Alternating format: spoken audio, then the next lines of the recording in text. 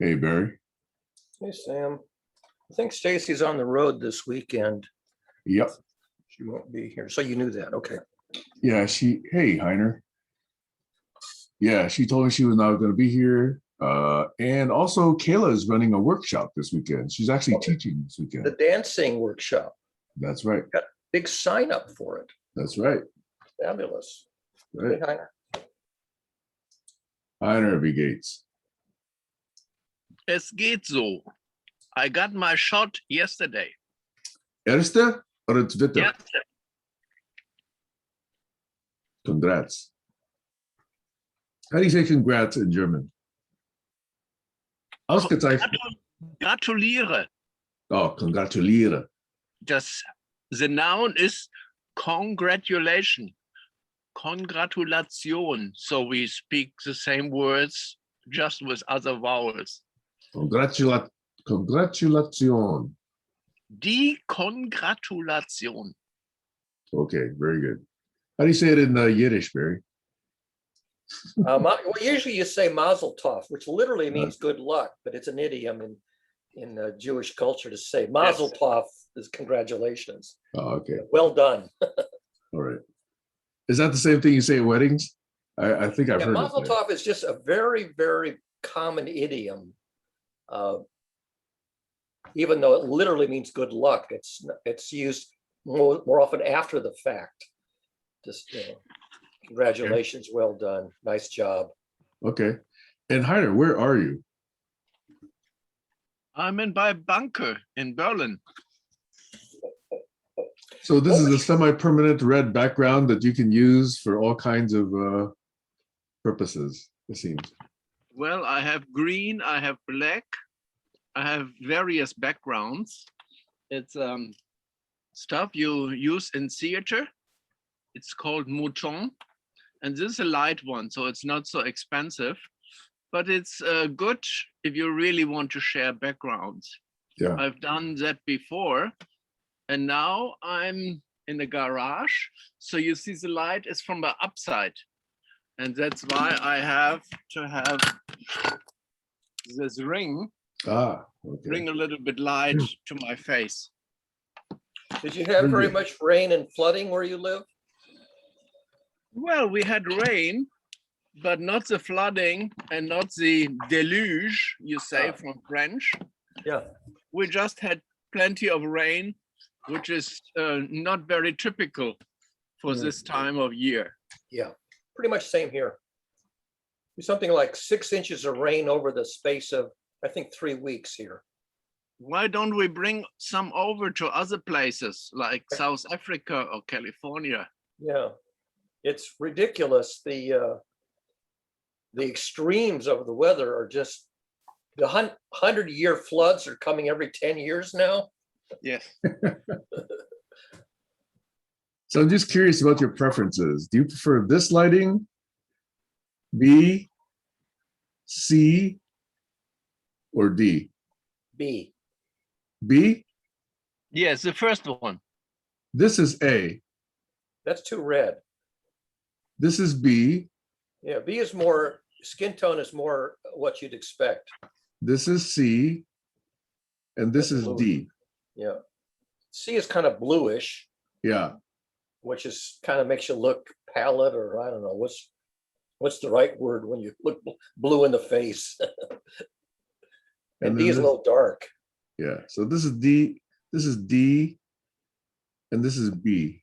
Oh, D is overexposed. That's what the problem D is. Okay, all right, B it is. I am now using B, the B setting. Okay. I will do the same now. B, C, D, and again B. Let me see C again. I think B is good. Yes. For me. Only Barry, you have to improve. Barry, your turn. Is this a setting? Is this a setting in Zoom or in the local lighting in the room? No, I have a LED light here. Okay. Oh, okay. It used to be somewhere else, but since Heiner has his light, I just thought I'd bring mine up. Because Zoom has a switch in the setting, the video settings between two versions, but it's not the room lighting, it's the zoom adjustment thingy feature, which, I mean, let me see if I can even figure out how to bring it up. I think I got to go. And Sam, do you use some dimming? I can do that. Because that also makes a lot of difference. This is brighter. This is less. So there's a feature called adjust for low light. So let me toggle that. Right now, adjust for low light is turned off in Zoom. Now I click it on, Hmm. and now I click it off again. Yes. Does it matter much which way it is? Hey, for me, I consider myself a lost cause for photogenicity or whatever the word is. So I'm not photogenic at all. So that's why I never bothered to do this before. Okay. But I'm it's not- helpful. So you can see the face, and it gives much more broadness of information when you are in the conversation. Yeah. I can turn on the light on the wall to the left of me. That would light the left side Yeah. of the face more. Because It's- the window is over here, and then Mhm. the interior lights over there. Yes. The Well, over start- there has to be improved. We have to upgrade you. Well, getting an HD camera is a good step too. This camera is built into the monitor. That's a secondhand monitor I bought from the University of Michigan.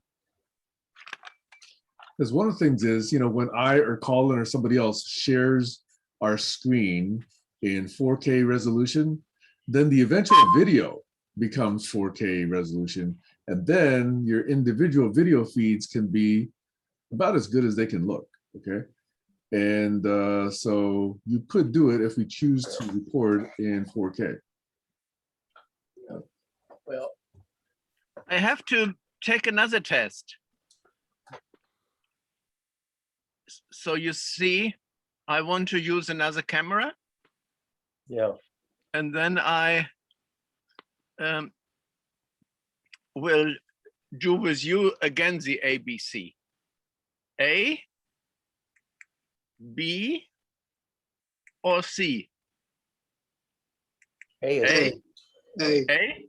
yeah. Hey, Okay, so this is an external camera, which has a much wider angle, as you see. You see the rubbish behind my head, Oh, yeah. the iron. You see all the rubbish. Right. I have to move the rubbish away. Oh, there's the rubbish on the other side. all right. I think let's see how time. So we've taken 8 minutes on the camera adjustments already. Okay. As I noted last time, I'm not going to formally ask for check-ins. Who's got topics? I got like a dozen topics, but who else has another set of topics to put on the table? Right. I hadn't thought about that in advance. I don't have it off the top of my head. Well, let me ask this. I missed. Was there truly no session on Thursday this week? Correct. It wasn't a session, right? Correct. No session. But there was a session that Stacy held yesterday, right? Friday. Correct. Because I think Yeah. I have the video for that. I haven't watched it yet. Okay. Yeah. Yeah. Okay. So in your words, what was Stacy trying to do? Do you remember the 10 non-commandments that she put up? Yes. So so the question that she wanted to address is, can people agree on any subset of either those original 10 or some comparable fundamental guidelines for living? Can you get a consensus at all? We only had 4 people participating. We're not going to count you because you really didn't participate. So with 4 participants, we only got down to discussing the first 5 and never got to the point of discovering whether we had a consensus on any of them. Okay. So can I be slightly triggered? Sure. Does that remind anyone of the behavior experiment spreadsheet? That's that very early one way back where do you agree or not agree to each of these things? And you could put down yes or no. Is that what you're referring to? Kinda, yeah. I mean, I wasn't asking people to agree. I was just asking people to write down what they think would be recommended practices. Oh, I And remember to one share where them. you, remember one where you had to say yes or no. Yes. Then the second step was to go through everybody else's and say, yes, do you like that or do you not like that? In other words, are you going to do it? Are you not going to do it? So there's about 90 items there. And I just put the link into the chat again. Okay. So if there are 4 or 5 that you guys came up with, would some of you or all of you like to put them in that spreadsheet? Because there's about 90 or so items there right now. Yeah. And Alex has his finger up. Yeah, is it possible to gauge what level of interest you have in a suggestion when it's put up like that for comment? Because I've seen a lot where you have to choose between 1 and 10 based on the least preferable to most preferable preference. Feel free to do that. It's your own column. Put whatever you would like in your column. Some people wrote paragraphs in their column. Some people just put a yes or no. Yeah. Okay. We also put in edited versions of the first 5, not all of them, but some of them. Stacy said, would you modify the actual wording in any of those? And we did modify, at least I remember a few of us proposed slight wording changes within the first 5, and then we never got to the second half at all. So I'm curious, Doug had something about number 3. What was number 3? And did you guys discuss number 3? Not so much. I mean, Doug said he didn't necessarily believe that science was the only reliable method for, I can't remember the exact predicate. And I asked him, this was in GCC page, what other methods do you rely on that you're familiar with? And he never answered. So if there are other reliable methods, I don't know any other reliable methods that people are nominating. Yeah. I mean, I would think that this thing called intuition would have come up. Didn't. I would have thought somebody would have said, hey, I just channel from the universe. That might have come up. Yeah, it's kind of vague. I don't know what that even means. Yeah, but I've heard those words used. It was. Right? I'm downloading from the universe. I've heard people say those words. Yeah. What is that? There are many ways. That question in number 3 pointed out the most reliable way, but there are many ways to work out what's truthful in the universe. So are any of these semi-reliable ways in conflict with science? Potentially they would be, but you got to say, well, give me the one you have in mind, and then I'll tell you if it's in conflict. I don't have one in mind. I'm just saying, if something says something other than what science says, how do you choose which? Well, okay, so there's a notion of if you want something to be true, just because you just prefer that it be true, and that's your whole basis for asserting that it's true, then yeah, that's clearly in conflict with other people and with science. Okay, so personal preference is one of those systems then. Exactly. Okay. There's a confirmation bias that creeps in if you're not using the scientific method. Right. And then there's the effect that's caused by the pseudo, what's that called?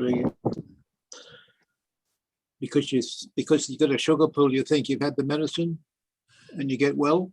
Oh, Yeah, the placebo. Placebo effect. Yeah. Placebo. Yeah.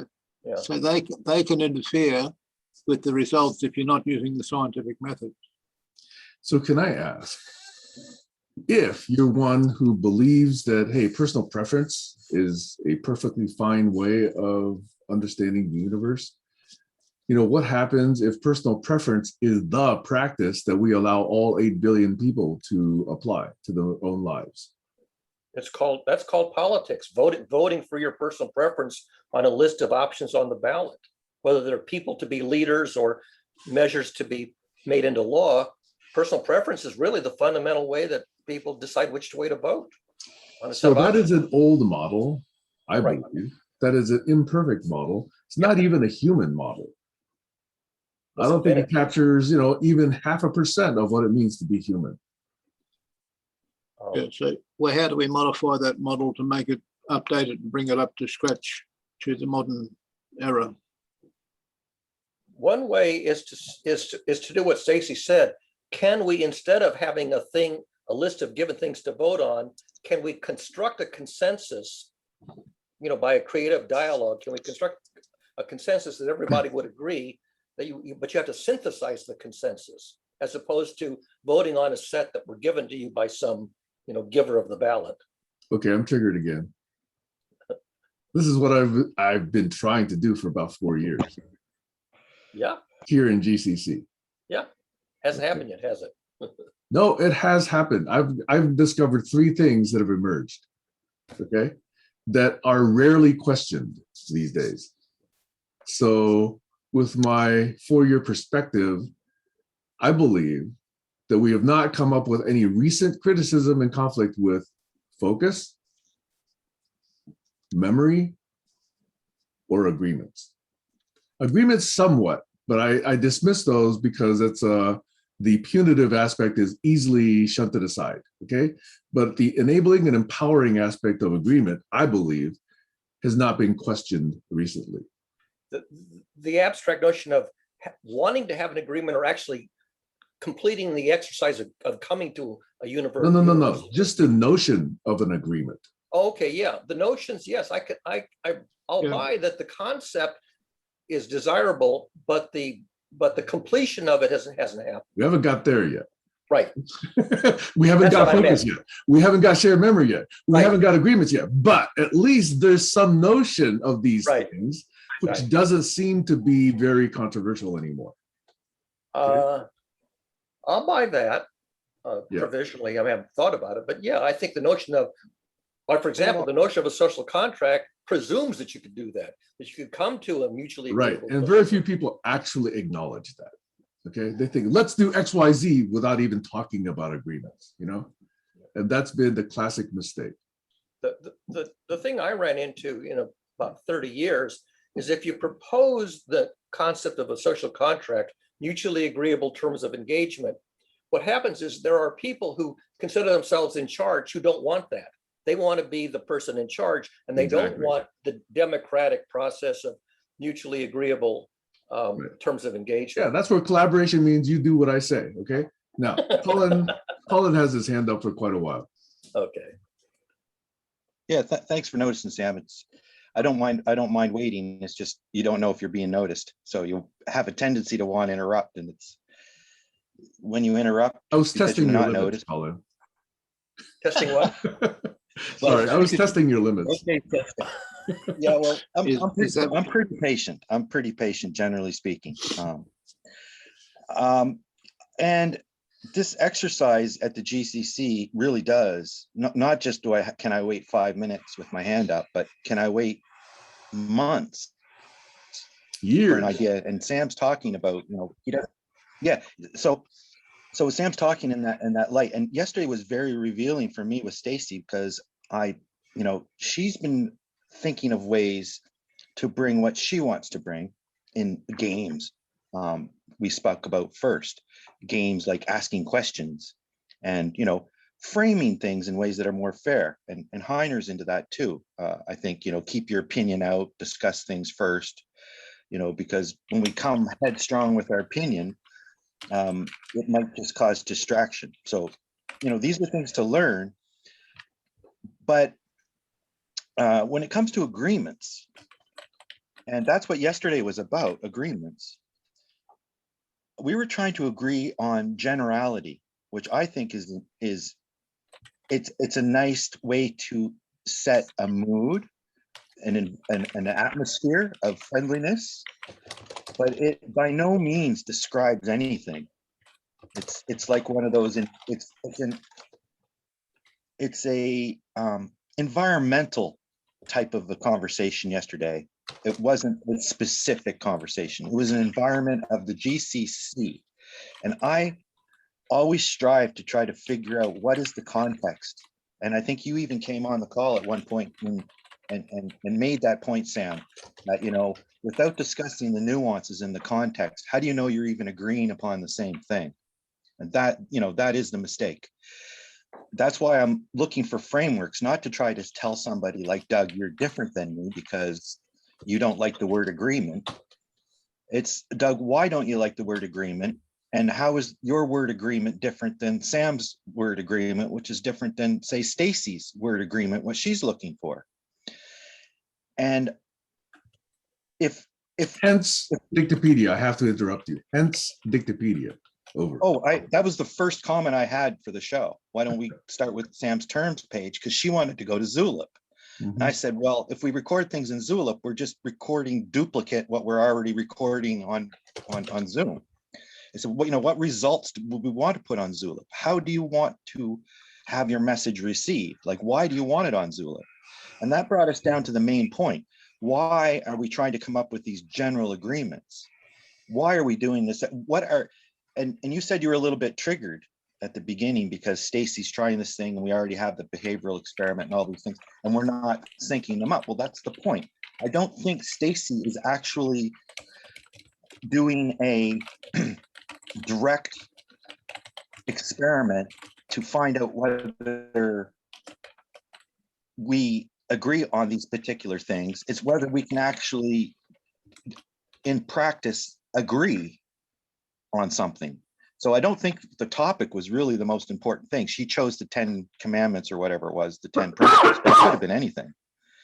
So I tried to ask her, why are we doing this? And she says, well, you haven't asked me why. Ask me why, and I'll tell you why we're doing this. I don't think I got a clear answer to why we were actually doing it.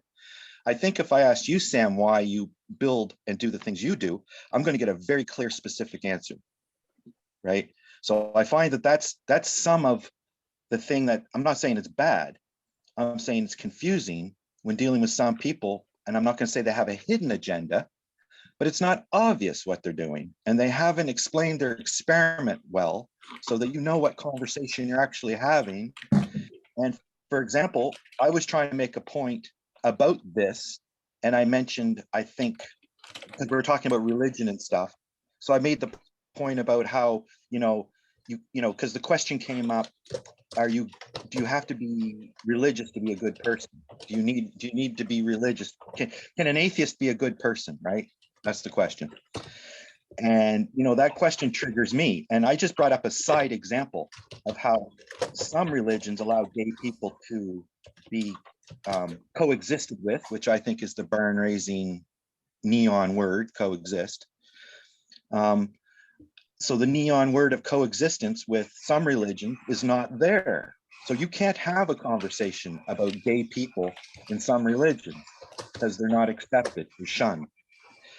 And then the conversation diverged into Alex trying to explain things about gay people and gay this and gay that. And I am not interested in derailing a conversation when we're trying to figure ways to agree to start to discuss the actual merits of whether it's okay to be gay, and whether you choose to be gay, and whether, if you choose to be gay, then you should be killed. And if you didn't choose it, then it's okay because it's natural. It's irrelevant. The point is, can coexist? And why are we having this discussion towards coexistence? Is it to come to an agreement?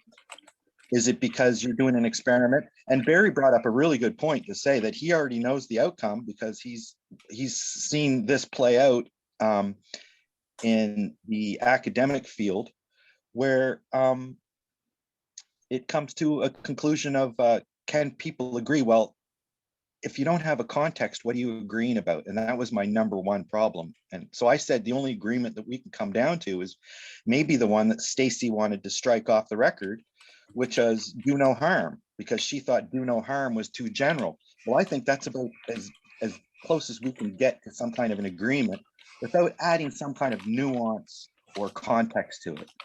Many contexts, many nuances. It gets difficult, and then you have to map it out. And maybe it gets messy really quickly when you try to define what you mean by the word better.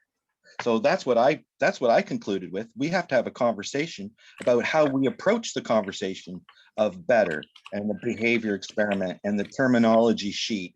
And are we going to put time into it, or are we just going to do, coffee shop talk and, have a nice little session for entertaining people? Or do we actually have a motive, like trying to search through our work and present them in a way that we can navigate what's been said before? And that's kind of, what my effort is right now. And I don't know how to bring that to the group, but I'm going to continue to do it in my agile group as small as it is, because I can't expect everybody to be part of software development, but I could expect everybody to be interested in the reason why we would want to go back and use a search tool, and how we might be able to integrate it into things. And I think, Sam, you've been making requests for things and search terms, but yeah, it's like, how do we agree on anything if there's no context? And as I try to go towards context, it causes frustration in other people, noticeably Doug, Stacy, and Minor. Okay, Alex has his hand up, and I've got mine, but thanks for that recap of your view of what happened yesterday. I think I follow most of it. Thank you. Alex. I think of the word agreement, and I think of the word celebration, because they've got different varying degrees of complexity. Like, is a celebration a birthday party or a wedding or a graduation? See, they're all celebrations, but they're all very different. So an agreement fits into, there's many kinds of agreement that are all different depending on the context. So just saying you have an agreement doesn't specify that particular type of agreement that you have. So that in that situation, it's a general agreement. Otherwise, it's a specific. So it comes down to specificity. I don't even think you can have agreements without specifics. I don't even know what that means. Well, a general celebration is not a birthday or a graduation or a wedding. It's just a party, right? Because people are excited about having a party and listening to music together. That's a general celebration. So you can have a general agreement without specifically any specific reason. And the other item I wanted to mention was that yesterday when I brought up the gay argument, it was in response to Colin's interjection. Over. So I believe it's me, Colin, and Barry. Is that okay? Yeah. Okay. I'm going to ask your indulgence. I'm going to tell a story about when I was like 17, 18, 19. I forget exactly how old I was, okay? And I had just first come across some books from India and China. I came across the Dhammapada. I came across the Vedantas. I came across the Tao Te Ching, which led me to Zhuangzi and Mengzi and all those others. And at 18 or 19, I became an asshole because I started talking about, things you don't understand. Oh, this is so mysterious. And when I was talking to my friends, especially my girlfriend at the time, I would say, oh, you'll never understand. It'll take 20 years to understand, not knowing that I was only 19 at the time. So I became a real asshole by trying to be guru-like, trying to be mysterious, trying to be puzzling, trying to be paradoxical, okay? And I find that now a really humorous form of behavior that, I wouldn't do it again, but I certainly recognize the asshole I was when I was doing it.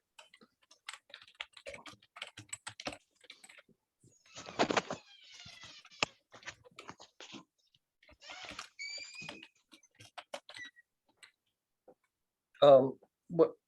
Oh, I What's lost. that? You muted. I lost. Sam, you're muted. Yeah, we lost Sam's audio. How did I lose my audio? You somehow muted yourself by Geez. some vague process. Sorry. I don't even know what was the last thing I said that you guys heard. But You said you were aware that you were acting like that when you were younger.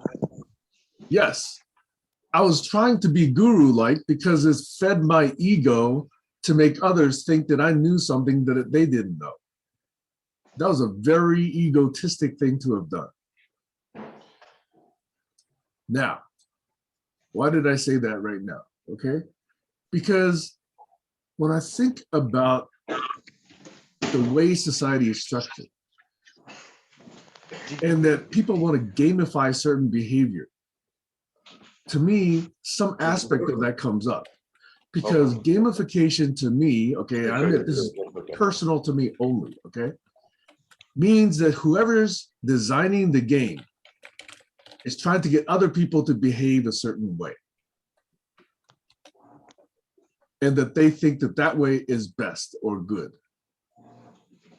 And that when you're in the game and you're having fun, that's okay.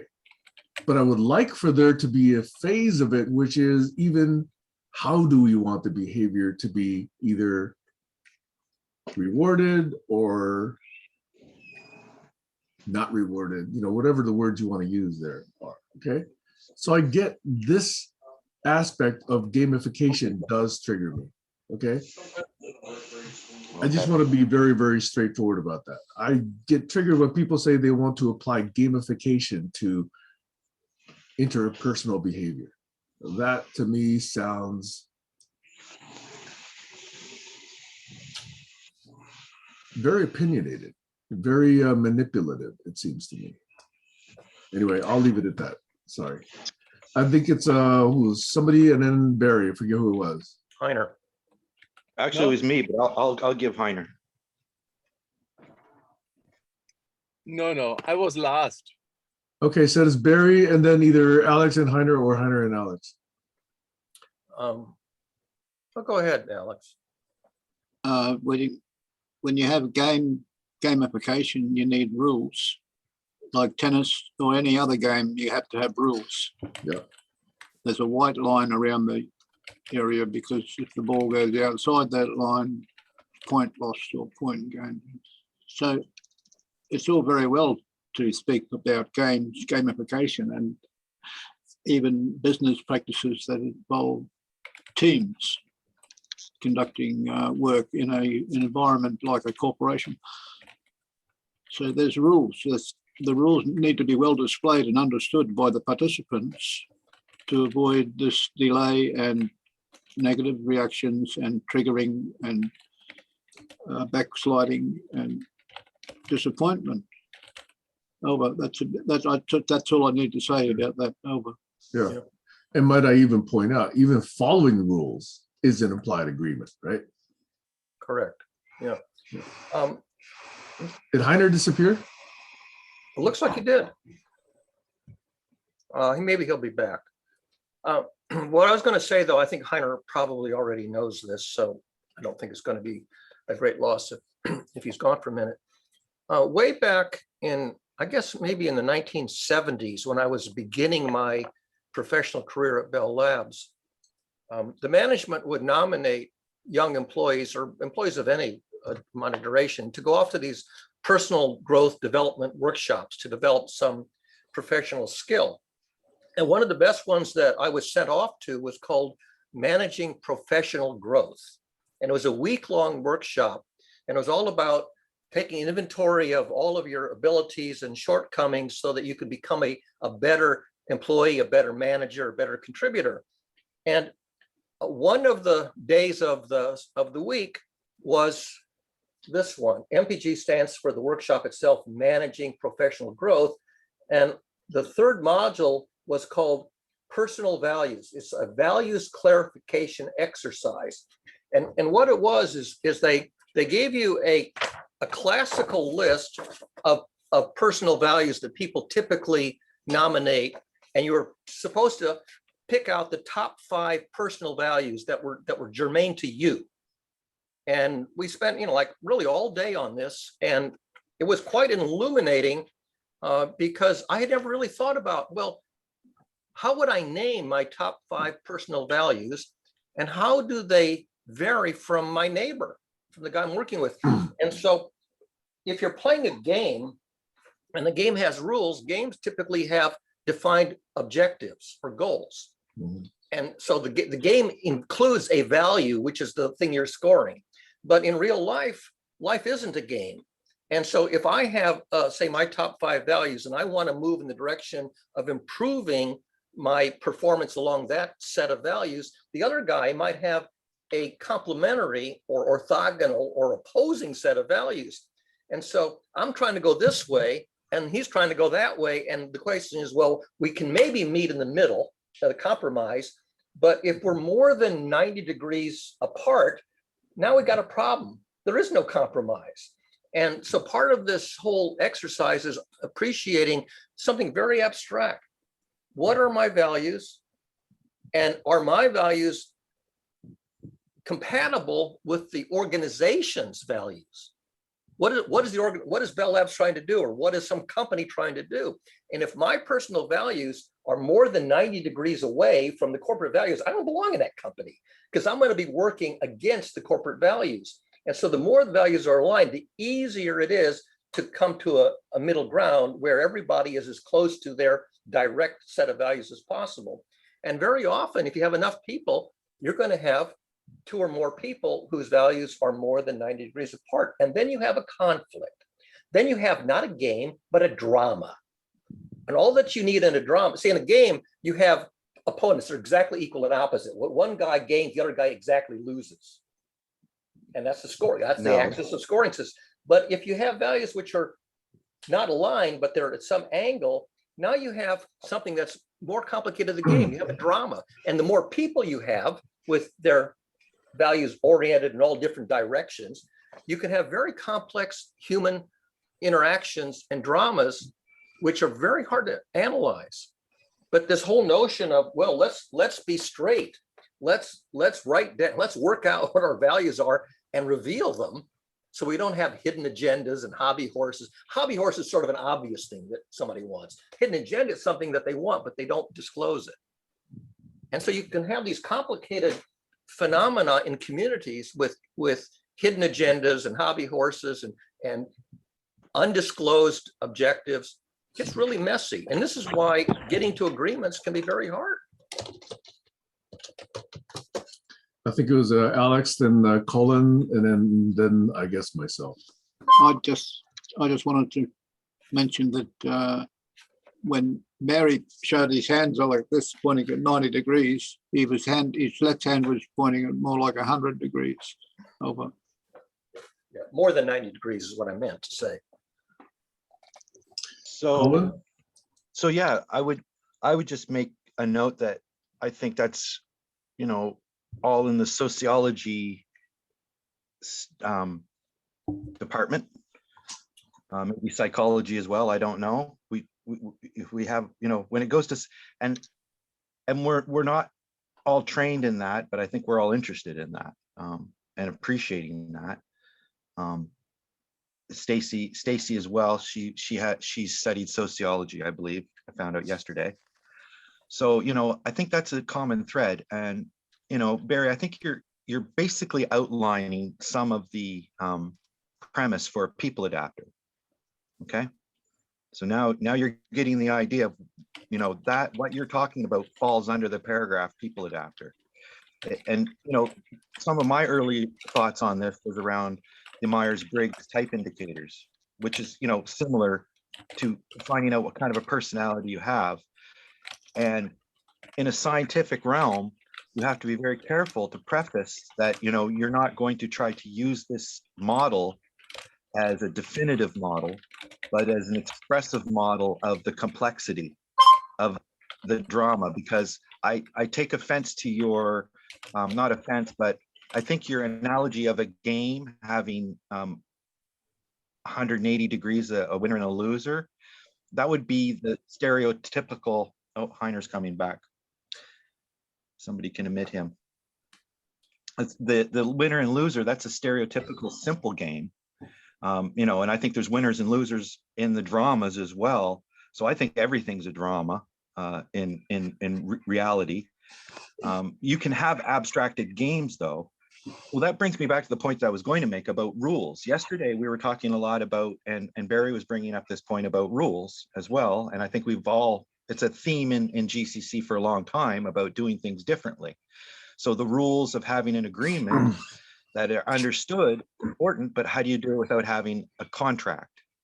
Because Sam's not talking about a contract. So how do you represent a contract in not a contract, but in an understood agreement that's not a contract? And I guess that's because it doesn't have the penalty clauses in it. It's like, but there's always penalties, even if they're not written down, there's consequences, good and bad. So it's about these rules and about adapting. And that's why the word coexistence, I think, is the big word, because if you just want to be right and the other person loses in your game, then you're not playing the games I'm talking about. The games I'm talking about are more without a scoreboard. They got nodes of confidence and they're all over the place. So, you know, you have to drop yourself into a context before you can even start to assess what would be the right way to play the game. Are you having a debate? Are you having a lecture? Are you having a Socratic episode where you're actually exploring something with somebody who has a greater understanding, like Sam was saying? Maybe if Sam would have been more Socratic than judgmental, he wouldn't have felt like such an asshole. So maybe he should have read the Greek stuff before he read the Chinese stuff. I don't. I did. I don't. But anyway, yeah, I think maturity has a lot to do with it too as we get older. But yeah, appreciating the other person's standpoint, especially yesterday, me trying to appreciate why Stacy was trying to get us to agree to things that had no context wrapped around them. How do I let her know that's the most frustrating thing you can ask me to do, is to agree to something that I don't understand what you're talking about? That was the problem I had when she last October, or was it a year ago in October, where she wanted to lead us through all this thing where she had an idea of something we could do to get together. So I find if you're not upfront with these things and explaining the rules of your game and how long those rules apply and why those rules apply, then I think that is it's developing a protocol. I think so we're rehashing all this stuff. So is there a way that we can cut to the chase and say to Stacy, why are we doing this and where does it fit on our memory map of objectives?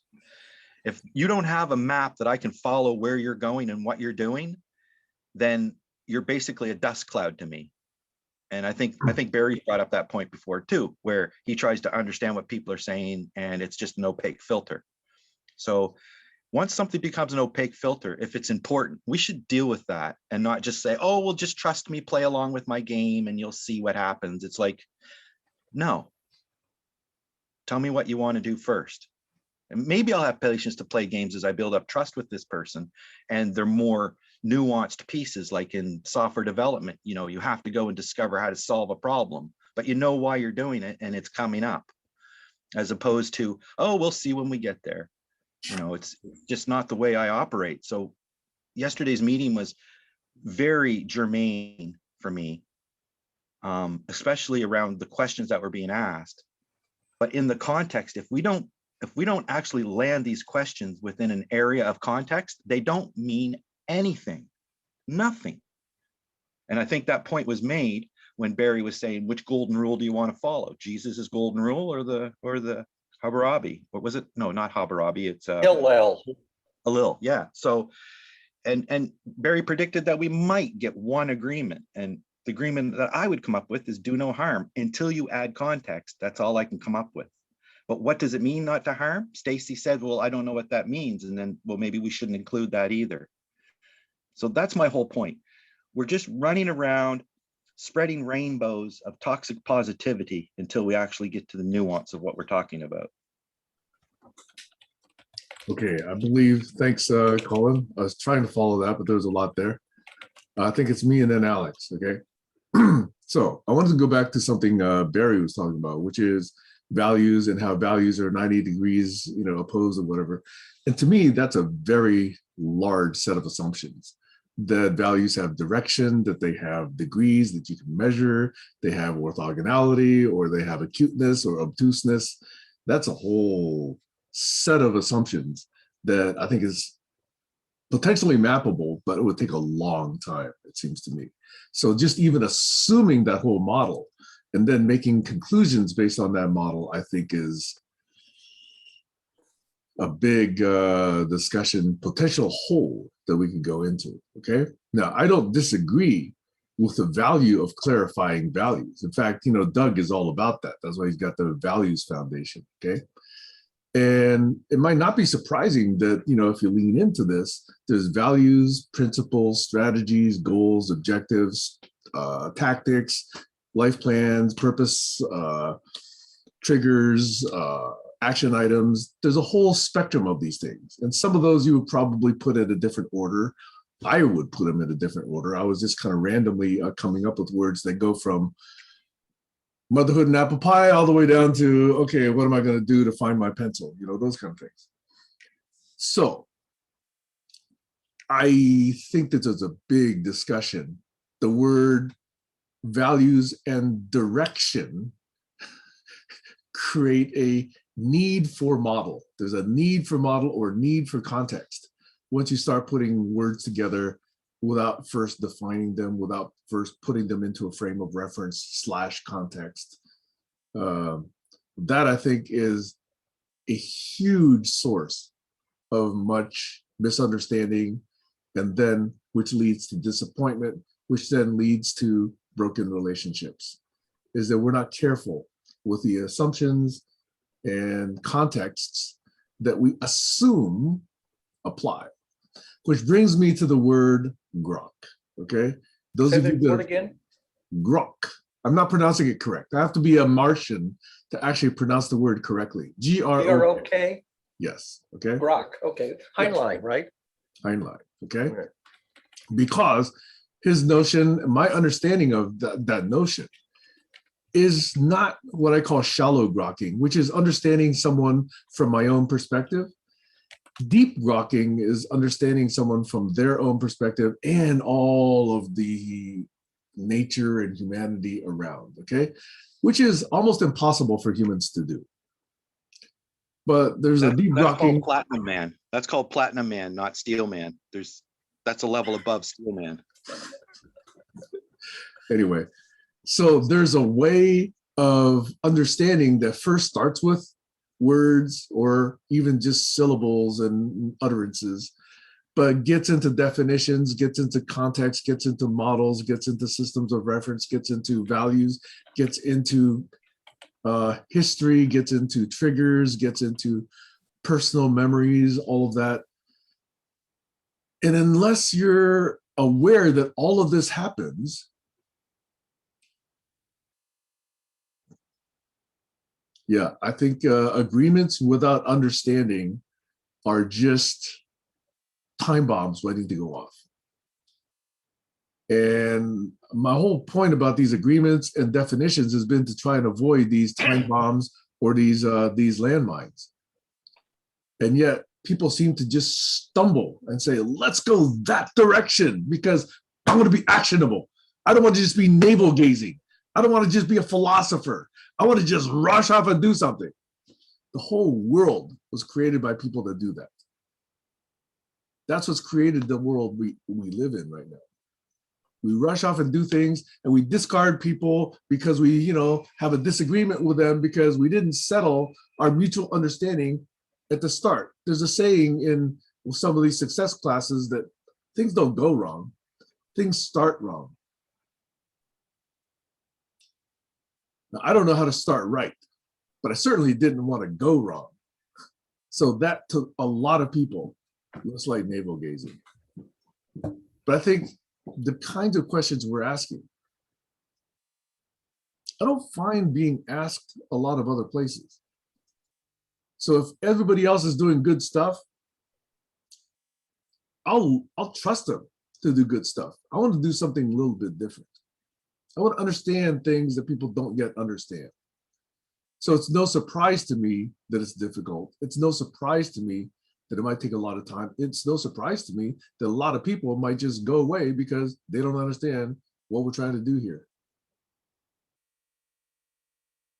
Sorry for a long rant. But to me, without definitions, without context, without clarity, we're just, again, blind, just operating in the unconscious. And there's too much of that already going on. Over. Yeah, going back to Heinlein's concept of grokking or deep understanding, as most of you know, my background is in science and engineering, the STEM disciplines. And so I tend to think using the tools for thought of the STEM disciplines.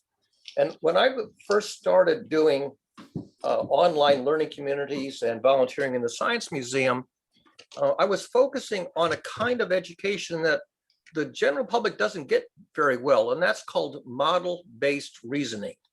Model-based reasoning, for example, reasoning by analogy, or using similes and metaphors or parables or allegories. So there's lots of ways to do model-based reasoning, and in the STEM disciplines, they're very specific models. There's oftentimes mathematical models or technical models or simulation models, and you say, here's a system that has a behavior which you're trying to discover and understand. And a good model, if you have one, has explanatory power, predictive power, and diagnostic power. So if you're building models, that's what I look for. Does it explain what's happening? Does it predict what's going to happen? If something is not working, can you diagnose what went haywire in the system that's not obeying the design model? So when I was trying to introduce model-based reasoning to teenagers, I discovered that this phrase, model-based reasoning, MBR for short, was something that was kind of novel in their experience. And I got a reputation for being the guy who's always talking about model-based reasoning. And this was sort of a new thing to these teenagers. And in the Science Museum, the visitors, kind of the same thing.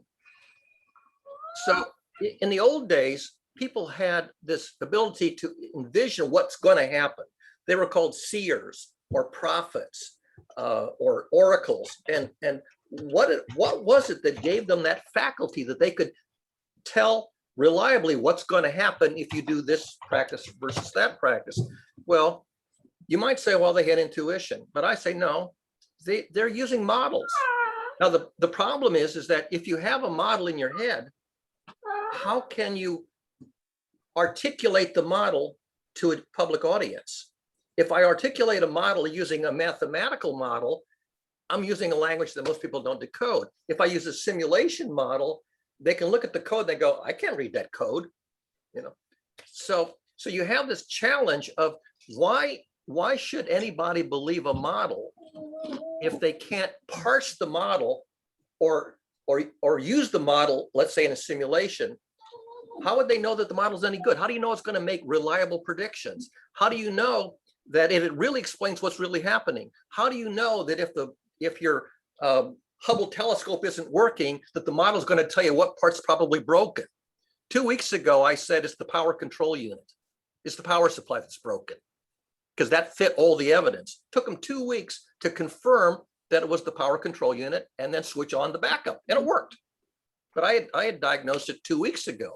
Everybody else was just sort of, making up random hypotheses. So this notion of model-based reasoning, this is one which, I struggle as a science educator, how to introduce reliable models, not just, in technology, but in human systems, in civilization, in society, in organizations. What kind of models are any good? And how do you get people to believe them? And then how do you calculate ethical best practices within the context of a model? And, I studied a lot of hard subjects. One of the hardest regular subjects is calculus. I studied my ass off in calculus and did pretty good. But there's one other subject that is harder than calculus for me, and that was ethical reasoning.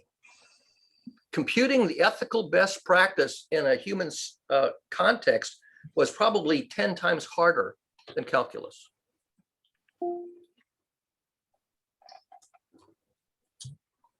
Alex Heiner? I think an ethical decision must usually be based on whether or not it's going to contribute to productive community. If it's going to harm somebody, it might be unethical. If it's going to cause harm to any group or minority, it might be unethical. So it's really easy to, if you've got your brain connected to your heart, metaphorically speaking, it's pretty easy to think loving thoughts and come up with an ethical judgment or hypothesis that is well thought out and comprehensively digested in your own mind and heart, metaphorically speaking. So that there we are. You have an idea where these ethics are coming from. They're coming from a higher thought pattern. Over. I think Heiner's next. Heiner be next. Yes, sorry, I had some power problems, so I'm back. Power control unit was a problem there. No, it was AC/DC. It was power. No, Barry says it's a power control unit. I'm just kidding. I am fully with soft systems mythology, with modeling, whatever Barry says about ethical reasoning. But I really wonder, especially in this group, why don't we make the next step? I'm really struggling a lot.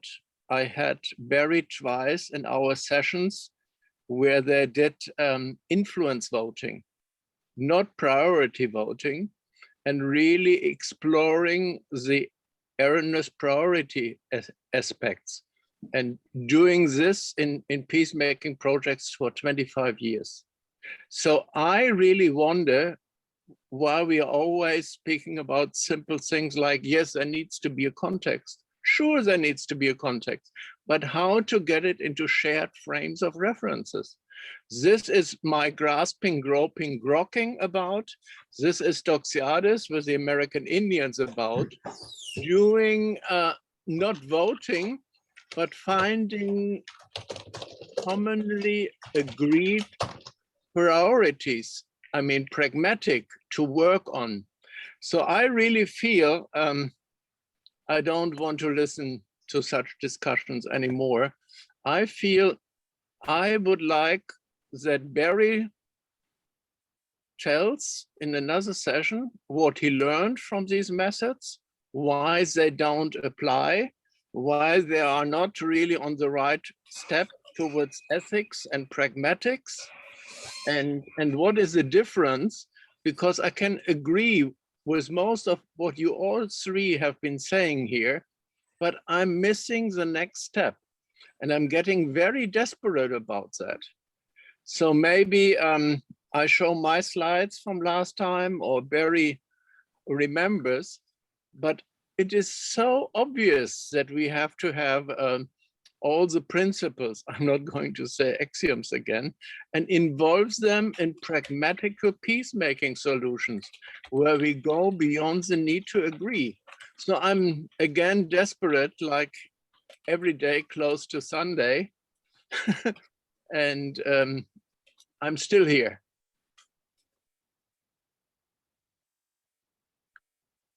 Let me just mention briefly, one of my colleagues who taught journalism at the undergraduate level taught a course called Ethics in Journalism. Because if you're a journalist, ethics is really important. You can get your ass suit off if you write a story about somebody and it's defamatory. And she taught ethics to these undergraduates every year. And I wasn't in her class, but I sort of like audited it because she did a lot of her work online. And I gleaned over a period of years the fundamental elements of a course in ethics.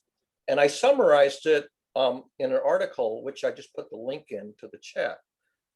And it's my understanding of how you gain a familiarity with ethical reasoning where it matters. You could lose your career if you're a journalist and you're unethical. So that could be the subject of a session, or you could just read the article. But that's, that was my homework. I did my homework on how do you understand and explain ethics. And I also had a really good ethics teacher when I was in high school who gave us, week after week, he'd give us ethical conundrums to chew on. And every week we would chew on the ethical conundrum of the week, and we learned how to go around the table reasoning. So it was very interesting and very challenging. But Barry, I tried to trigger you. You see, the principal responsibility by Hans Jonas means ethics with space and time horizon. This he wrote 80 years ago. So the issues to make it concrete and not just say model, but build model. Right. That is all what I'm talking about. Right. And then really have a majority vote to see the influences and the blind spots. All is there. I had hoped, especially you, Barry, that you would pick up on some of this and maybe question some where you don't agree, but not go on to another story. So you see, the guys who developed all that with Chris Takis were Warfield. They, with Ralph Siu, looked into the panethics, reduction of suffering, or looking into the infliction of suffering and increasing happiness. All these traditions with people around Albert Schweitzer and Helmut Plessner and all these people, all is there. Why are we still using words, and coming from one statement to the next without ever building on what was said before? I'm really more desperate than ever, Barry. I'll just tell you the first sentence, a foundation of ethics, contributions of Lawrence Kohlberg, Carol Gilligan, John Rawls, Lonnie Athens, James Gilligan, Suzanne Retzinger, Rene Girard, Jean-Jacques Rousseau, Thomas Hobbes, John Locke, etc. These were the foundation thinkers that I was summarizing their contributions in this article.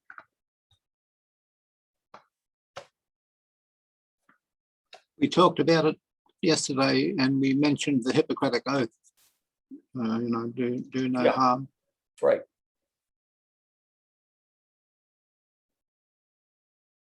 And that means that includes psychological harm and bullying. Yep. Yep. Yep. The opposite of that is to create an atmosphere that fosters creativity and engagement. That's where I'd like to focus.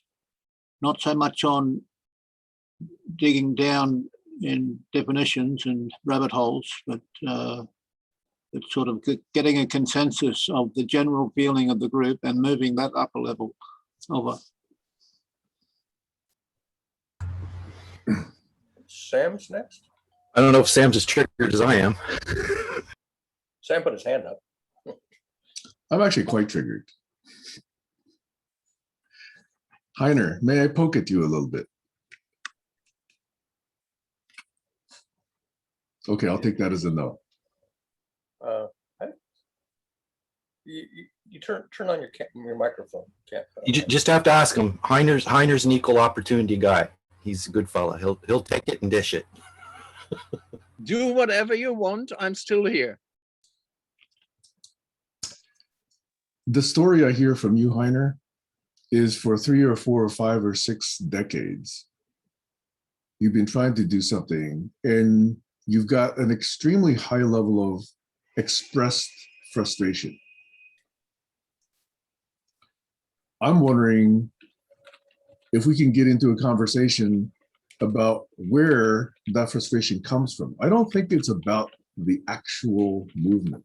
I don't think it's about Christakis. I don't think it's about the people you named, because ideas themselves are just ideas. I think your frustration, if I may poke at you a little bit, is a bit of attachment to what you think people should be doing. Because I think I hear you say, why don't we take the next step? Which implies you know what the right next step is. And what I'm trying to figure out is, can we together figure out what the right next step is? Because I could be equally frustrated. I'm frustrated that we haven't taken, for me, what I consider the obvious right next step. And I see you expressing some frustration about that as well. So rather than me saying, geez, I'm frustrated, why don't you guys just do the obvious right thing? I'm trying to see if we can actually emerge that together. So I'm not coming here saying, geez, I'm frustrated. Why don't you guys just do the right thing? I don't think I've ever said those words. Okay, I respond. I'm not speaking about a singular right step. I'm speaking about question and answer and subsuming and resonating and responding to what has been laid out, and maybe then questioning it or learning from successes and failures. So I'm not so simply knitted to believe in the panacea. This is not my point. It is a point of conversation in such kinds of groups where we are detached. We cannot really deeply show and dance together, but we are just blubbing out words, and for sure, I'm not getting all the meanings of all the words you use.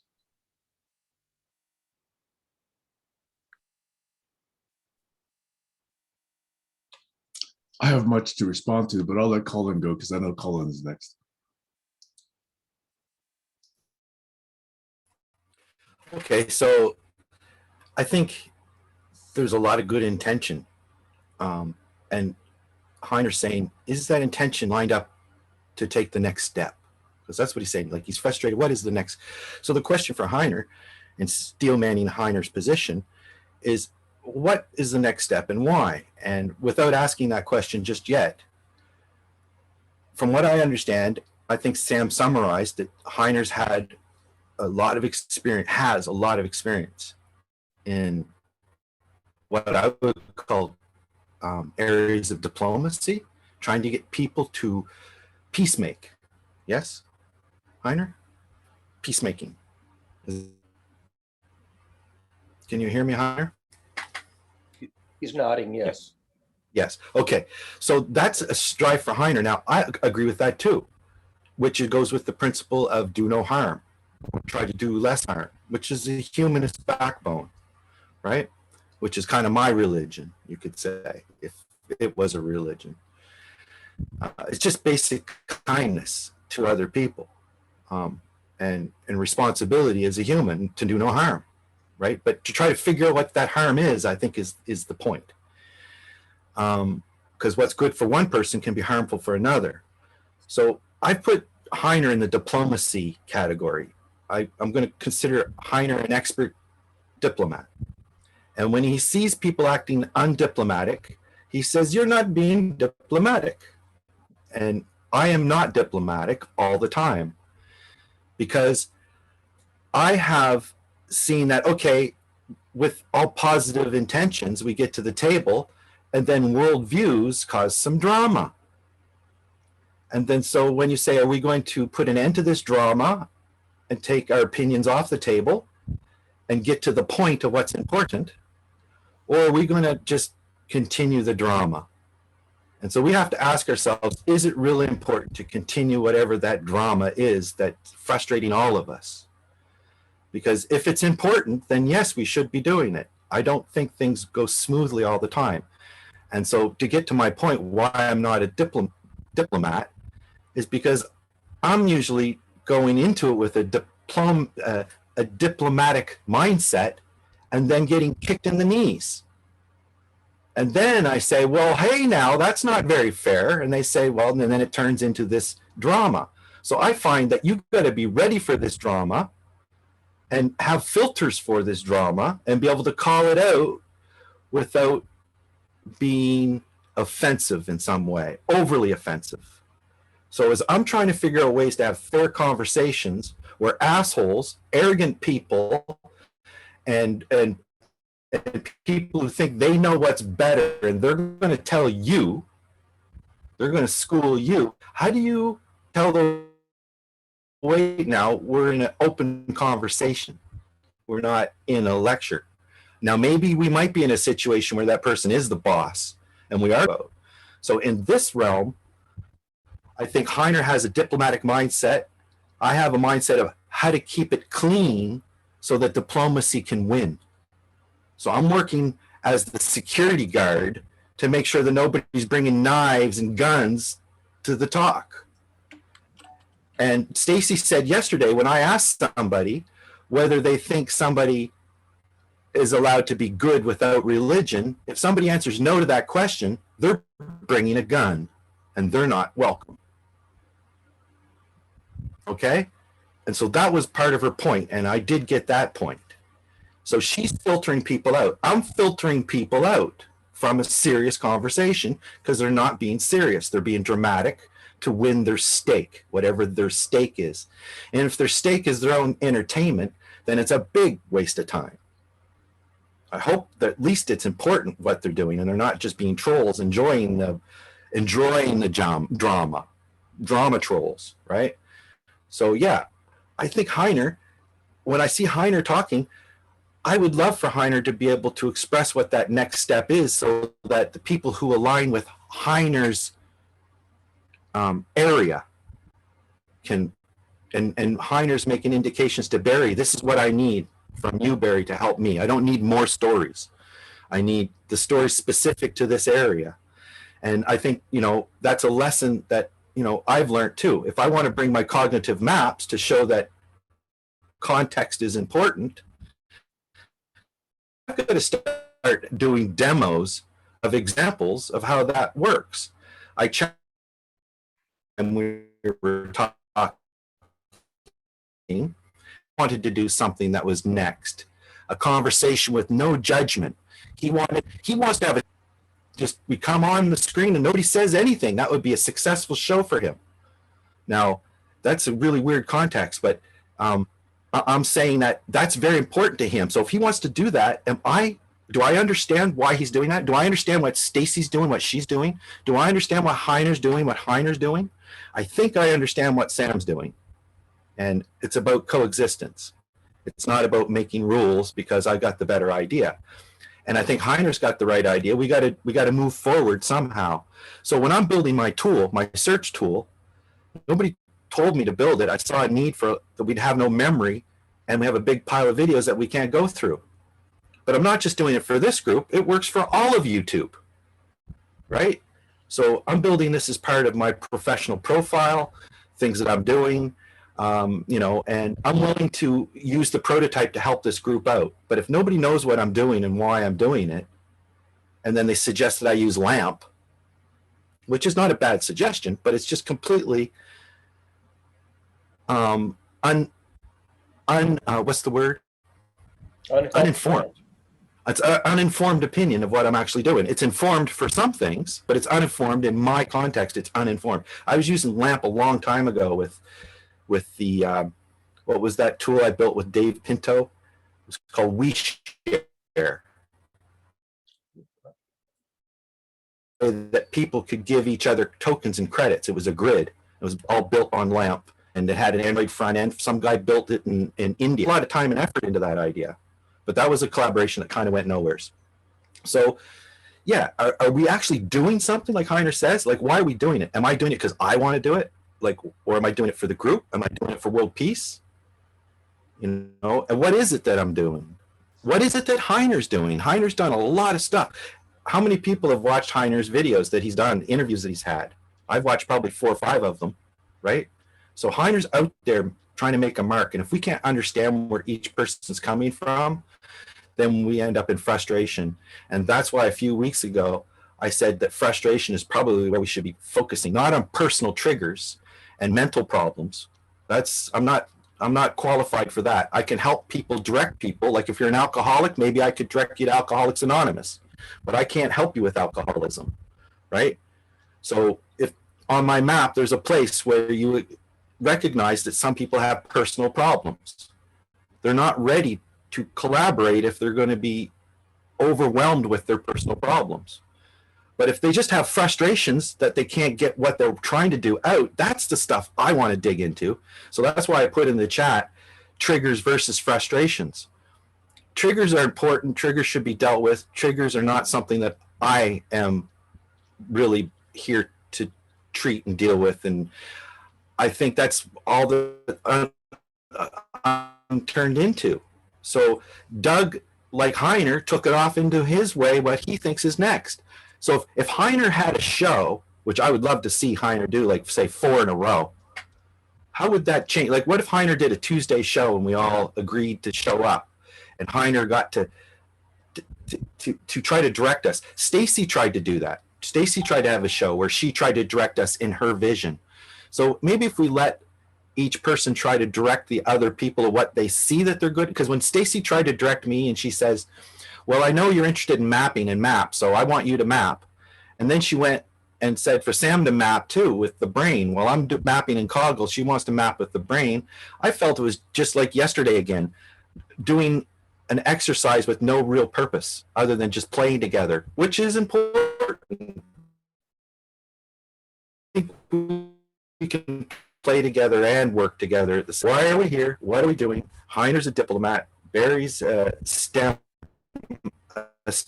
advocate. I'm a developer. Is that the labels we're going to go with as the beginning? Although we're many things, is that what we're going to bring as our specialty? Or, you know, that's kind of the thing I'm looking for, because it's interesting to hear many times how Barry solved the space power supply problem, but really it's just another story, and it's not getting me towards knowing if I should be investing money into a server, whether I should be building a static website with Nuxt.js, or whether I should just be building this great big giant page with 500 results on it and just send it out like a newsletter. Nobody's ever discussed that. I don't even think I've been in the context to be able to ask that question. I'm hoping barn raising is a place where I can ask that question. So I'm not very good at advertising what I'm doing, but like Heiner, I'm completely for own reasons. Sam, I think, we're all frustrated. I see it in everybody. I see Barry scream sometimes. He gets so frustrated. And, you know, it comes down to theory of mind and theory of mathematics and theory of models. So if we can use these things without trying to overpower people and make rules, and use them to build protocols of functioning utilitarian outcomes, whether it's diplomacy, fair conversations, or promoting STEM. You know, I think all those things are important. And the name of the group is Global Challenges. So I thought, you know, climate change and Greta Thunberg had something to do with it. Maybe Heiner's got something to say about that topic. I know Sam has said in the past that if he had the opportunity to express what's important to him, he would definitely be bringing some strong opinions towards some of the wicked problems in the world, like climate change. So maybe that's what we should do. We should break out into specialties and bring them to the group. And, you know, let Heiner steer, let Barry steer, let Sam steer. Those focus things that we were doing, that seemed to work. Otherwise, we're just discussing whether gay is, what was it, Alex? That was the most stupid conversation I've had this week. Even though it's an important one, it's not one for us here at the GCC. The conversation that's important is whether we should discriminate against somebody because they're gay, not why they're gay. That's their own business. Anybody's hands up? Sorry. Can I go? Yes, please. Or Alex, were you first? I just wanted to mention that some people have a misconceived idea of why they're gay. That's why it's important to discuss why a person thinks they are gay. Do they think it's because of their environment, conditioning, or their DNA? Because one of them is correct and one of them is incorrect. Over. And that conversation belongs in a new node on a map wrapped with a whole new context around it. That's what you call backlog, or bookmark another conversation that we can agree to have, not derail this conversation about that. The point is, again, do we have the right to make rules for people because a holy book says that they're dirty? No, we don't. So my interpretation of that little interchange was a misunderstanding on focus. What I heard in Colin was there was a conversation around agreements that, in his opinion, got derailed when it went into the dynamics of gayness, which is not to decry the importance of discussing the dynamics of gayness. But as Colin just said, it's not pertinent when you're discussing agreements. Okay, so that wasn't really what I really wanted to interject, okay? I had one little diagram that I'm wondering whether or not it's going to show up, okay? And this one says, there's a real difference between frustration and triggers, okay? That in frustration, I take an action, I am blocked, and I feel frustrated, okay? That's one model. This is a very simple model, Barry, okay? Yeah. In a Fine. model of triggers, something happens to me, I get triggered, and then I react. So the 3 lines indicate what I am doing, okay? In the upper line, I'm taking action. I'm being proactive, trying to do something. In the lower model, I'm reacting. I'm not being proactive, I'm being reactive. So yes, it's a similar strength emotionally, but it's a very different dynamic. So I just wanted to agree with that difference here. Now, I wanted to go back to this last point that I heard, which was, why don't we take action if we're actually calling ourselves a global challenge? Okay. I think the problems that are identified as the 17 SDGs or whatever the latest number is, okay, yes, they are global, but human nature is probably even more global than that. So in my mind, if we can figure out how we humans work, what is the right model to apply to human beings and groups of human beings? What is that model-based reasoning? How do we evolve that to really, really understand the richness of human behavior, the richness of human feeling, the richness of human experience? We really understand that. That will have global impacts in a way that no $1 trillion or even $10 trillion will have on the environment. Because if you can really get 8 billion people to understand, what's really in the dynamics of being human, we will all benefit. Now, that's why it's hard. Because number one, our understanding is weak or shallow. Number two, our ability to communicate it is poor. Number three, other people have way more impressing, way more life-affecting, life-altering issues to deal with. They're trying to get food into their children's mouths. So those of us that are really looking at what are these issues, what are really blocking human experience, human potential, really being human in a new way, as Doug would like to say, okay? If we have the time and the interest and the energy and the focus to ask these questions, this is a true privilege. There's trillions of dollars others are spending on water, forestry, food, etc. Okay? They're not similar trillions being invested in understanding humans. At best, it's like 1/10 or 1% of that. Because we think just being human is, oh, we're born, therefore we're human. That's it, we're done. It's a very shallow understanding of what it means to be human. So to me, the global challenge here is to evolve what it really means to be human to the next level, to level up as humans. That's to me the global challenge. Over. There's a pill for that, Sam. Getting back to roles. I'm not looking just at a strict 2-pill choice. That is a sucker's choice also. Recognize a sucker's choice. Yeah. It's definitely about coexistence. And that's why I say I agree with what you're saying. So I might have misspoke earlier. I've heard you say before, we could look back at the records that, there's lots of things that you could bring up as topics that, because people are complaining about what we should be talking about.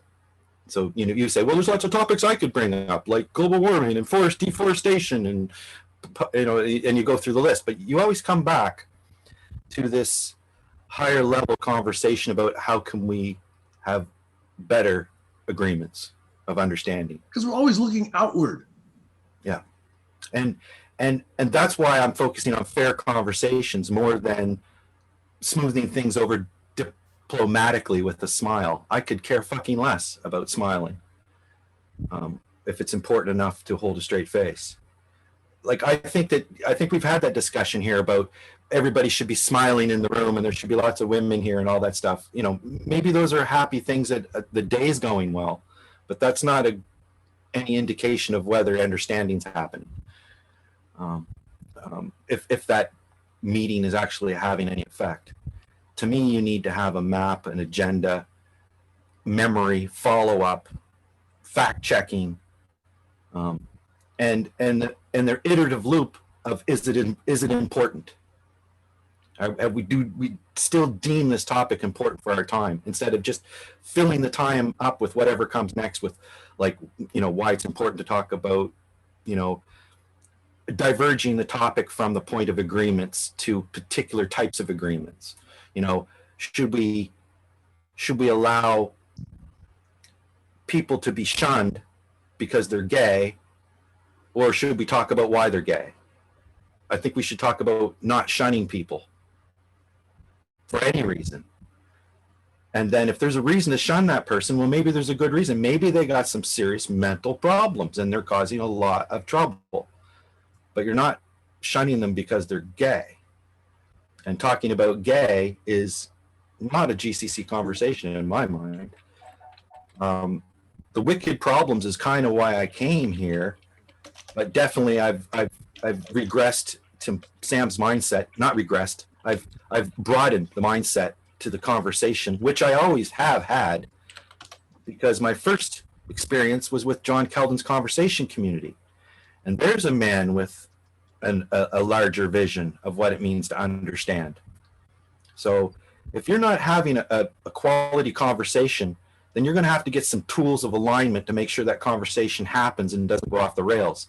And if people don't want to play by those rules, then they're not in the conversation. It's as simple as that. That's the way the world works. Whether you're bringing something or not, why is it important? Why should we discuss it? Why should we give it our time? And Sam is saying the lack of not doing things means we're not asking the right questions. So Heiner's saying, how do we get to the next questions, the more important questions? I agree. And how do we remember those questions and follow up on them week to week without self-promoting how great and smart we are? That's not the point. The point is, what can we do towards advancing the conversation and the ideas? So yeah, that's one thing John Keldon doesn't put up with, is self-promotion in his group, because it's a facade to actual ideas. Anyway, I'm making some opinions. I might not be completely correct on everything I say, but definitely the model of a fair conversation to me has people adapted to lean in, to be honest, to reveal the things that Barry held up in that book. If people aren't willing to reveal what their values are, you're not in a conversation. And when I come to this group and people are more interested in my background than my ideas, I'm suspicious of actually if I'm in the right group. Your background reveals your values as well, Colin.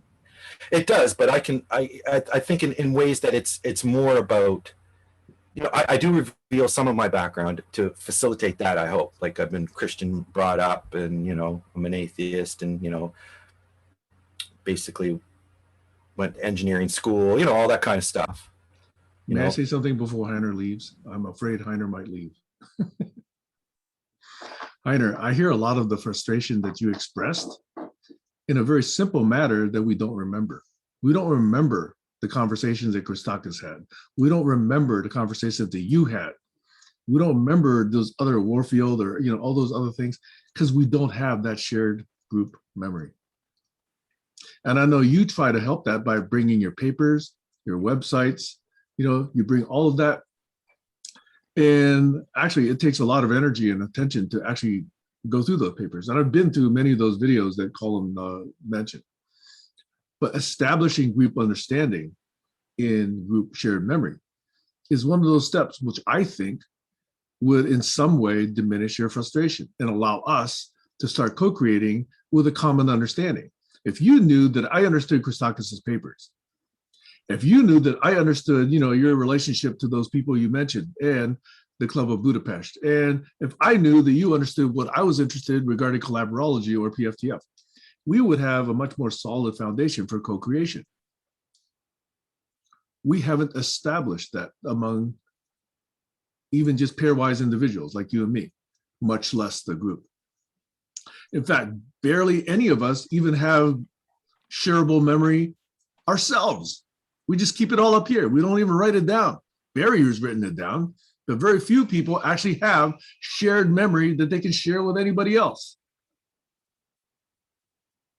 So I do think that these three things that I kind of, it's the sediment that I've come to. These three things are at the bottom of the lake. shared memory, focus, and agreements. And for nothing else, after 3.5, close to 4 years, this is as far as we've gotten. I still think it's a good understanding to have arrived at that we did not have 4 years ago.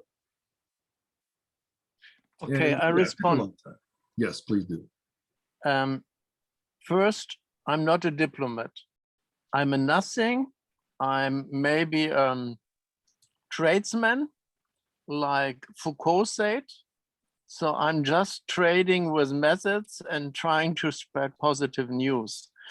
I learned about some people doing this, and I have some experience here and there, but I think we have to all bring it together.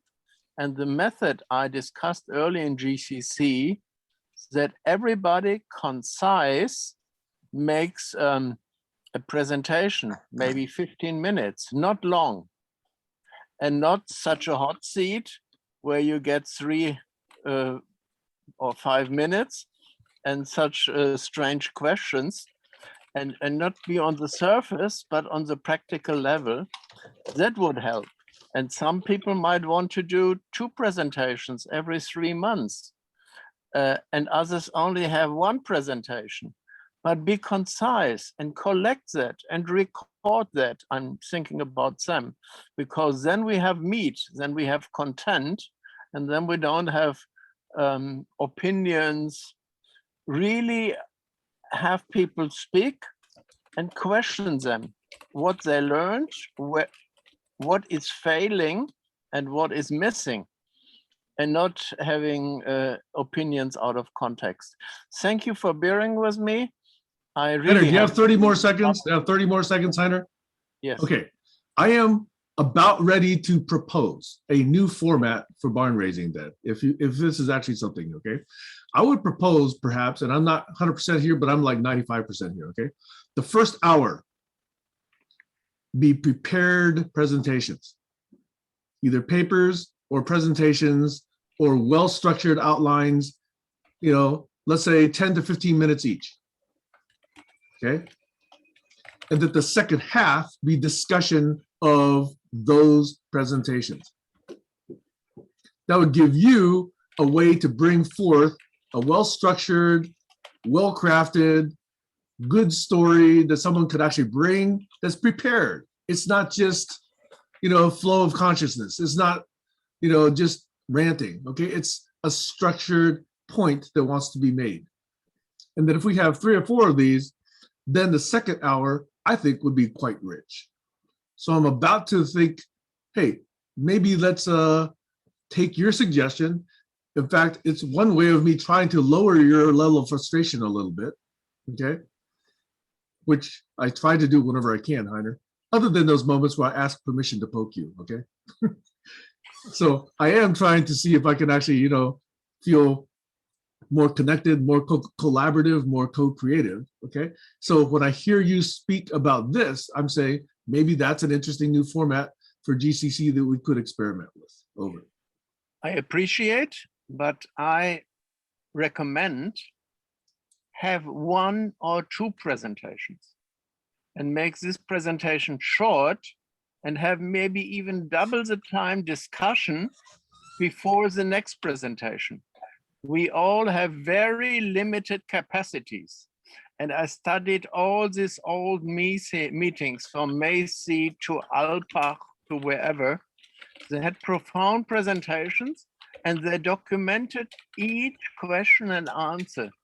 And these sections were so rich because it was learning for the presenters and for the whole audience. We are in a time that we are overloading, and nobody will remember after 1 hour what this guy said in the beginning. It might be well bundled, and then maybe a search fit into the main theme. But first, get the understanding, and then the questioning and the building on it. Okay. And the first round should always, how do you mean that? What is it? Does this word, this algorithm, or whatever, what is it doing? and not going into the discussion before the clarification rounds. Anyway, my 30 minutes are up. I'm in another session. Bye. Thanks, Heiner. Okay. I'm considering some possible adaptations within barn raising or even a new format. And this really speaks to, I think, the first thing I tried to bring from my map. And where I find that people are helping me with my wording, marketing, you could say, as badly as it is. I used to say, are you ready? When you hit the map, are you ready? Right? The question isn't, are you ready? The question is, am I ready? Right? Because it's my map that I'm doing. The parts that I share is, are we ready? Are you ready is something, you're bringing something foreign to me, and I better be able to read your map to decide whether I trust that you're ready. So I've been talking about being ready, different formats for a long time. And I think understanding what the format is goes a long way to adding context to help suss out a fair conversation. Less interruptions needed, all cameras on, might be a rule, right? So, to get prepared. It's not like you wake up 5 minutes before the show and just, listen in. It's you're prepared for it. I thought from the very beginning that the long deep dive going into people's personal pasts, the mini deep dives, I've always was a great idea. And Heiner just talked about them again. So all the ideas I brought forward are just coming back today. And that is the frustration. So if we don't have a group memory, we're going to forget that we've agreed to them again. And I'm going to talk about them again. And Jaswinder's going to come back and tell me, you're still talking about the same stuff, young man. It's like there's no end to the circle until we get that group memory. How do we invite group memory into the conversation without derailing people's soapbox moments? Are you ready for interruption? Do you know what you're talking about? Can we make that point, interrupt you, and then continue on? Or, can we, if, so I say we could have three formats. One where you have an interrupting map that you expect. One that's a lecture where you talk from 5 minutes to 2 hours, minus the amount of question and answer at the end, fishbowl basically. And the other one's just open session like we've always been doing. So presentation work, because there's probably actually 5. What about the debate show? I want the debate show too, where Alex and I can really get into some of these crazy things that we really can't or shouldn't be. I feel you're riffing. Yeah, I'm done. I feel you're riffing. Yeah, but I'm feeling that there's a place for conversations we're missing because we're clumping them in together. Yeah. You're newly energized, but now you're like, free flowing. Okay, thank you. I don't know who's first, Alex or Barry. So you guys work that out, please. Was it you or me, Barry? I don't know. I'm lost. There's something I wanted to mention about the 3 questions and what Colin just expressed, this frustration about not having a group memory with the agreements he's already made weeks and months ago. So that is a problem. What are we going to do about it? How are we going to do it?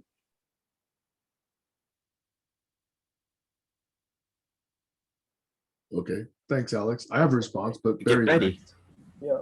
Barry's next. I want to go back to that little chart that Sam put up about frustration, because my understanding of frustration is that the emotion of frustration arises when you're blocked from reaching a goal that you're trying to reach. So I have a goal that I've got in mind. I may or may not have declared it publicly, or the people may or may not be aware of the goal, but I'm pursuing a goal and I get stuck. And when I get stuck reaching a goal, I get frustrated. And so if I'm doing my calling is science education, essentially.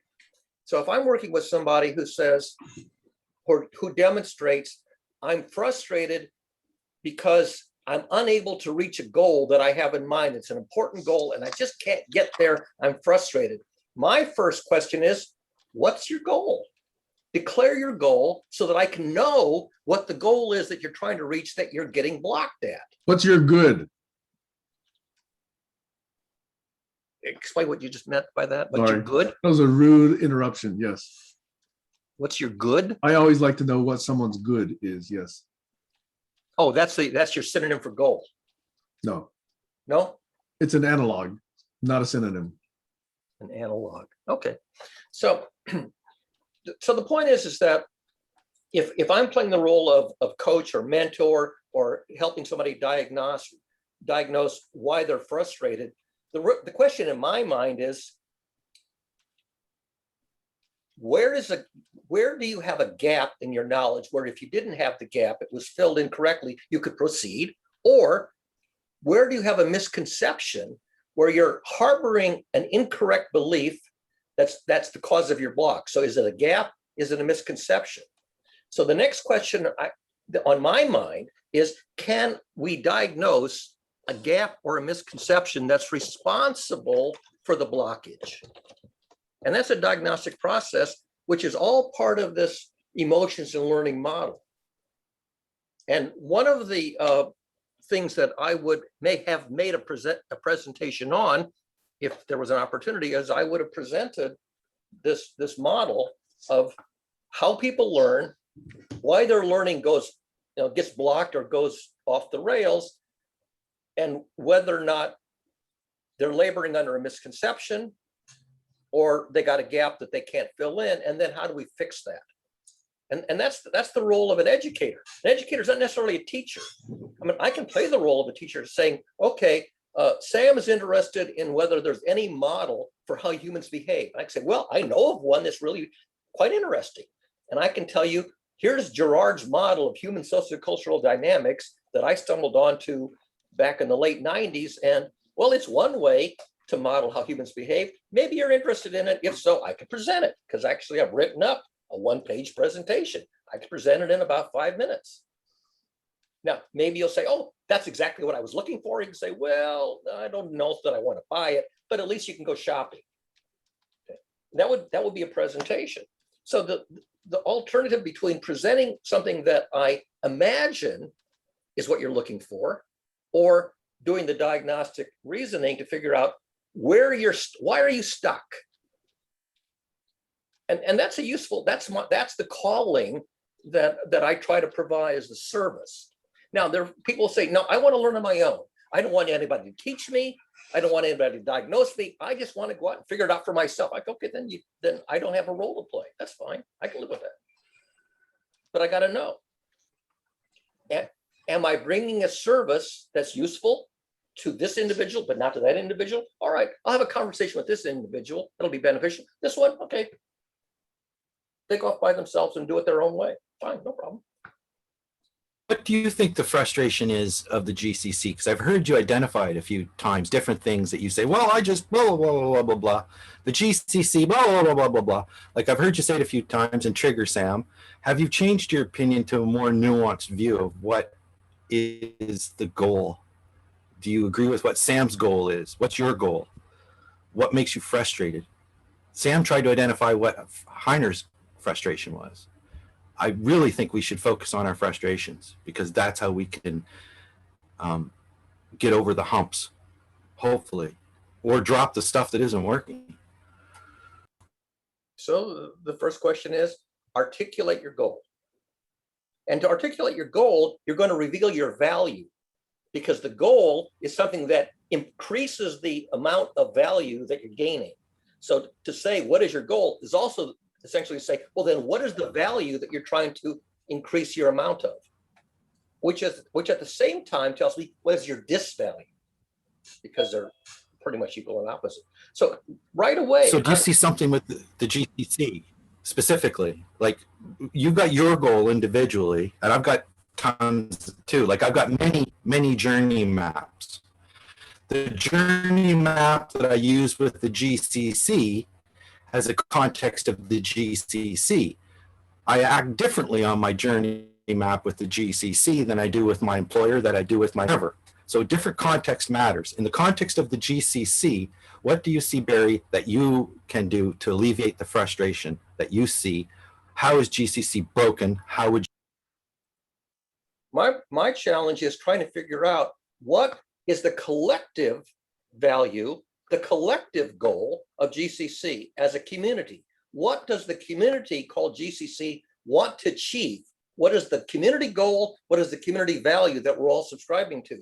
And what I'm observing are individual hobby horses, individual personal values, which are not aligned to a common value that we're all agreeing that when we come here for this hour or two on a Saturday, we're going to focus on reaching a collectively agreed upon goal in the direction of a collectively agreed upon value for this session.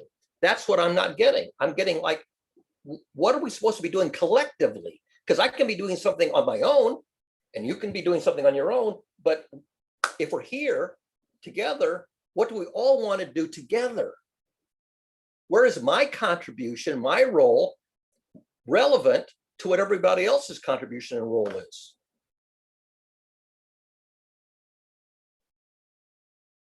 Here's Joshua. Welcome, Josh. So may I say, And I think that's where Stacy's trying to play matchmaker, Thank you. to try to figure that out. is anybody else having problems with Colin's audio? I'm having problems. Yeah, his audio is breaking up, and I have a great deal of difficulty capturing what Colin is saying. Even when the audio is good, I have trouble capturing what he says. When the audio gets choppy, then I lose too many words, and I haven't even got a clue what he's talking about, let alone what Can I he's ask you saying guys a about. silly question? Sure. You two guys, would you be willing to share your birth month and birth date? January 20th. No, my birthday is a secret piece of advice hooked to a lot of bank accounts and stuff, so I don't give it out publicly. But I can tell you that I'm 53. So You're a grandfather too, aren't you? That seems to me kind of young to be a grandfather. Yeah, I remember when you left the house, you were free. There's no phone. There's nothing to track you. Unless somebody knew where you were going and they could leave a message ahead, you know, you made your own agenda. Today, the mind space is much different. So that's what I have to say about being 53. anyway, I'm a let me leave that aside. Josh, welcome. Did you want to share anything? How's your level of sleep last night? Oh, I don't sleep anymore. No. Baby sleep anymore. We all remember what that used to feel like, I think, but I haven't had a baby in 18 years. I spend a couple of Yeah. hours every night inspecting the inside of my eyelids. Well, I really Yeah, like to. Sorry, go ahead, Josh. Oh, no. I barely opened my eyes and I opened up I went, oh shit, I'm going to miss the barn raising on Saturday. So I just turned it on. So in other words, I got like 3 hours. So You won't be awake for a while yet. yeah, I'm just listening to we don't have collective this, that, blah, blah, blah, but everyone sounds like they're in good spirits. So I'm just happy to hear that. Can I tell you a I'm story sorry, about what I used to do with my babies, Josh? Go ahead. Yeah, sure. I used to live in Saratoga, California. So there's a lot of, it was just suburbia, right? So for some reason, I felt that it was important for my wife to get as much sleep as she could, okay? So whenever she was able to pump a bottle of milk, and it would be available in the morning at 6 o'clock when Nick and then Amy would wake up, okay? Rather than having her nurse, I would take Nick, I would swaddle him up. I got to be a pretty good swaddler, okay? I would swaddle him up. I would walk a quarter mile to the closest park. I would walk around the park. I would sit at a park bench. I would feed him the bottle or two that I brought with me. And while he was sleeping, I would just be talking to him the entire time. I'd be talking about what I thought, was going to be in his future. I would be reciting the ABCs. I'd be singing songs. I'd be doing all this kind of thing. So I did this with Nick for as long as I could. It's probably a year and a half, maybe 2 years before we grew out of it. And I did that with Amy as much as I could. Didn't do that with Veronica as much. I regret that. But I remember doing that as a very, very good way, not just to let my wife get more sleep, but just a way of, just enjoying the time just one-on-one. So not recommendation. It's just a memory that I had that just, got brought up because you're having a baby and I was thinking back to babyhood, and it was just a great memory that I was able to just enjoy. And thanks for letting me tell the story. Over. You didn't expect them to That's for understand sure. what you were saying, right, Sam? I didn't expect him to understand, but it was somewhere going to be in his subconscious. Okay, yeah. The sound of your voice, if not the meaning of the Yes. words. Yeah, and the rhythm of the walking and the warmth Yeah. of the body and the feel of the milk and the smell of the morning, in the park and the fresh grass and the dew on the grass, just the way the sun would come through the trees. That was all going to be part of it. And I did that, for as long as I could. Yeah. So they That's get thriving. the emotion of the speech, but not the semantics of the words. Semantics is just nonsense, empty semantics. That's what I call learning to thrive, and real deep appreciation as well. And I feel like that too, to try to get the most out of a moment. It's special. Don't pass it by. Before I remembered anything my father said to me, I was about 7 years old, I think. Do you remember what he said when you were 7? He said, the first thing, when I was 14, 15, he said, your general capacity is still insufficiently developed to fully comprehend the general philosophy of the statement. Say that again more slowly. I didn't get all the words. Oh, wait, he waited till you were 14 to say that?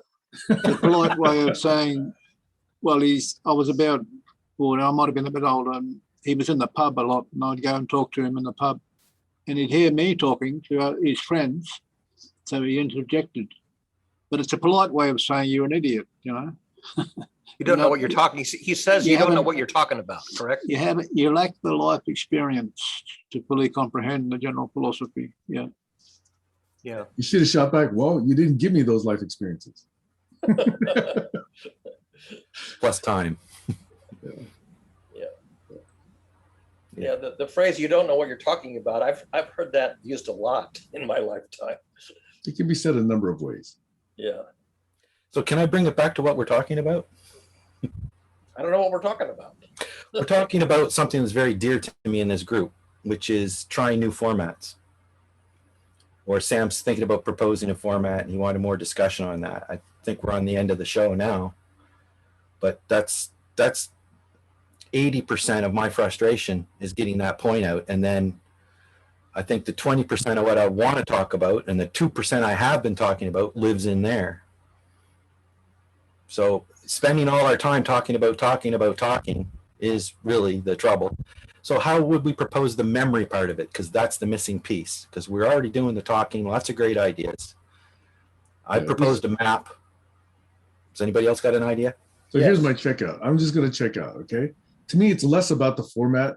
It's more about the memory. If we don't have memory, format doesn't mean a damn thing. We're just going to keep doing Formats things. can be changed up. Like you're right, they can be tried, sampled, but you're right. Without the memory, Without the memory, we got no quote unquote progress because there's nothing to, distinguish it from. So there to must be a me, movie where you wake up every day with a new and memory. memory and focus, and agreeing to do that is the foundation. Yeah. So that's what I'm settling into as the sediment for barn raising. And with that, I'm out for today. Well, that's a very nice solution to the memory problem. One that I solved for myself 35 years ago. If I have something that I want to say, I think about it before I say it, I write it down and I publish it. And after I publish it, then I will go and recite it orally. And so the memory has already been recorded, not only in my own head, but recorded out there on the internet. And so when somebody says, what was it that Barry talked about 3 weeks ago? I say, here's the URL. In one sentence, here's where you can get the memory of exactly what I said. the point is when you said, what was Barry talking about in the GCC context? Because as far as I'm concerned, you've made the first criteria of the journey map. You're ready, apparently, right? or you're ready, more ready than most to present your And I idea. did my homework before I spoke. The question about memory is not your memory, it's the group memory. How do we know what you said? How do we know what Heiner said? How do we show a new person that comes into the group so that they don't go through all the system frustration that you've gone through? Because you had a choice, Barry, to either stick around or leave. Some people left because the system frustration was too much. In the Google Docs, there's a place for topics. And when Sam puts up the Google Docs, he can put in the topic. And if I look at the Google Docs and say, well, the topic can be expressed more succinctly, I'll put in not only a revised version of the topic, but the link that I used as my script. And how do we go back and look at that? Do we ever go back and look at the top of those documents? Is it part of our routine? No. So again, it's just more piles of better stuff getting closer. Go ahead, Josh. You're the signaling master. Yeah, well, I offered to use all my signaling master tools right when we started years ago. No one wanted to use those. So there's a million tools. It's not the tools. It's not the problem. It's the fucking people. Like, let's just let's just keep it real. Yeah, and when I tried to bring my tool into to unblocking, everyone's got different ways of signaling, especially with the thousands of different technologies we've got now. So it's not the signals like, hey, I'm here. Oh, cool. Hey, you should take your kid to the park. Why does it matter in my day, and how much time should I give it? You know, how do I put it in? I went out of my way to wake up right now. I'd rather just be lying in bed with a bad back. Like, you know what I mean? Like, I went out of my way to wake up right now to check in with you guys, to signal, to say, hey, I'm still here. I'm still on Clubhouse doing GCC. I'm not on Thursday calls. Was anyone here on Thursday calls? That's what I'm trying to signal. Like, is there a GCC still? Is it done? Like, you know what I mean? Like, and I don't even call it global intelligence collaboration. I'm a different GCC. It's global conversation communities. That's what I'm doing. Yeah, I'm doing global fair conversations. They're all there. Yep. I have global conversation communities with thousands of people on Clubhouse from every part of the world. Yeah. And and those tools like Clubhouse and Oculus are part of the technical visioning. And Alex has his hand up too, and he's trying to signal and no one's listening to him. Hello, I see you, Alex. Yeah. I just wanted to mention the host of the Thursday night session shelved archived the group, so it's an open group. It's an open night now. It's a vacant slot for anybody to plant a seed or. I have a slot every moment of the day. Anytime I want, I just press a button. I can talk to anyone anywhere in the world. It's called Clubhouse. It works fucking perfect, and just use it. I don't understand what you guys are not using it. You can start a club. You can start hours. It's got signaling. I can do the same thing with my Apple phone now. It's coming out in September. I can press a button and I can talk to anyone anywhere in the world on any platform. It's a different tool, though. It's a different tool than what GCC is doing. It's not even a different tool. There's about 8,000 hammers that exist now. So you can bang your head against the wall. Like 8,000 ways. Yeah, I know. 8,000. I'm not kidding. There's Matrix Riot. There's Telegram. There's Pinterest. There's community of everything in the world. It's all done. We did it. And there's 20-year-old code running on Apache on Barry servers, right? So it's already been done 20 years ago. We did it. We solved the world's communication problems. Everyone can talk to anybody, anywhere, at any. I don't care if you make $2 a day. There's a communication device for everybody in the world. So I guess it comes down to who is it influencing is top dog or is knowledge top dog? Now it comes down to what do you want to say? Now that you can talk to anyone and form any community and do anything, what do you want to say? Yeah, same thing. Well, I think globally, I think I agree with what Sam said earlier that you missed was about the solving the human part of the conversation problem is something that is more neglected in his mind than all the wicked challenges like, global warming and, the list, there's SDGs. So Sam was saying there's lots of money being spent on the SDGs and he sees the problem about having this collective memory and having a way for humans to agree and disagree better. And on top of that, I'm saying, well, not only that, but while the conversation's looking, look at the tactic that guy just tried. Look at the premise that this guy has. That guy's a liar. And all these things are on the sliders. And you know when you get into a conversation, that guy's not reliable. And so they have to say, well, I know I've lied before, but this is true, and here's the evidence. So they have to build their reputation back up again. I assume that happens in Clubhouse where people destage people. So it's those filters that are missing. It's a toxic positivity that's ruining the group, if you ask me. Go ahead. I'm gonna let Alex go first if you have something to say, and then I'll go after. No, I haven't. You go. I just Okay. yeah. Yeah, I just feel like all those problems were solved long time ago. And what they did was they created areas, and those are called cities. And they incorporated those, and then they put those into counties, and then they put those into nation states. So and each one has a little committee that you can join and talk about the thing that you want to change. And then you can turn it into a law. And then that's writing it down on a piece of paper with a collective memory like Sam just talked about. And then you have to get the law approved. So that means you got to debate the law with the committee and then get that committee to put it up against a group of people that have the ability to turn it into a law. And then that has to go to another group of people to agree. Then that's got to go to another group of people, and then they got to vote on it. And then they decide if another group of people has more power and influence and money, they shoot it down. So if you don't have the power to push your law through or your ideas through and get them onto the books, and then even after they're on the books, keeping them in the records to be actually enforced by another group of people that go to school to push people around and they become police officers, and then they enforce those laws. I mean, isn't it wonderful? Yeah, that's how the world works. Yeah. So I think that's what they consider the old frame or the old conversation. And I'm saying, a lot of it's good. Oh, like, why the throw old it frame away? works really well. Why throw it away? But I'm saying, violate the law. How do we navigate? I think in the end, what I'm trying to say is, how do we have not bullshit meters, but bullshit navigation tools? So that when people bring bullshit, you can sweep through them. So when Barry's having an argument with me, I can come back to him and say, well, you think it's bullshit because you're in this frame, but if I change the frame to this, it's no longer bullshit anymore. But how do I change the frame so that Barry sees it? Because Barry's going to keep seeing the same frame he sees, and it's going to be a drama between us. So if we don't have framework tools, navigation tools, which is what I'm thinking about, to frame the fact that and you're right, at certain levels, it's almost like the mind maps.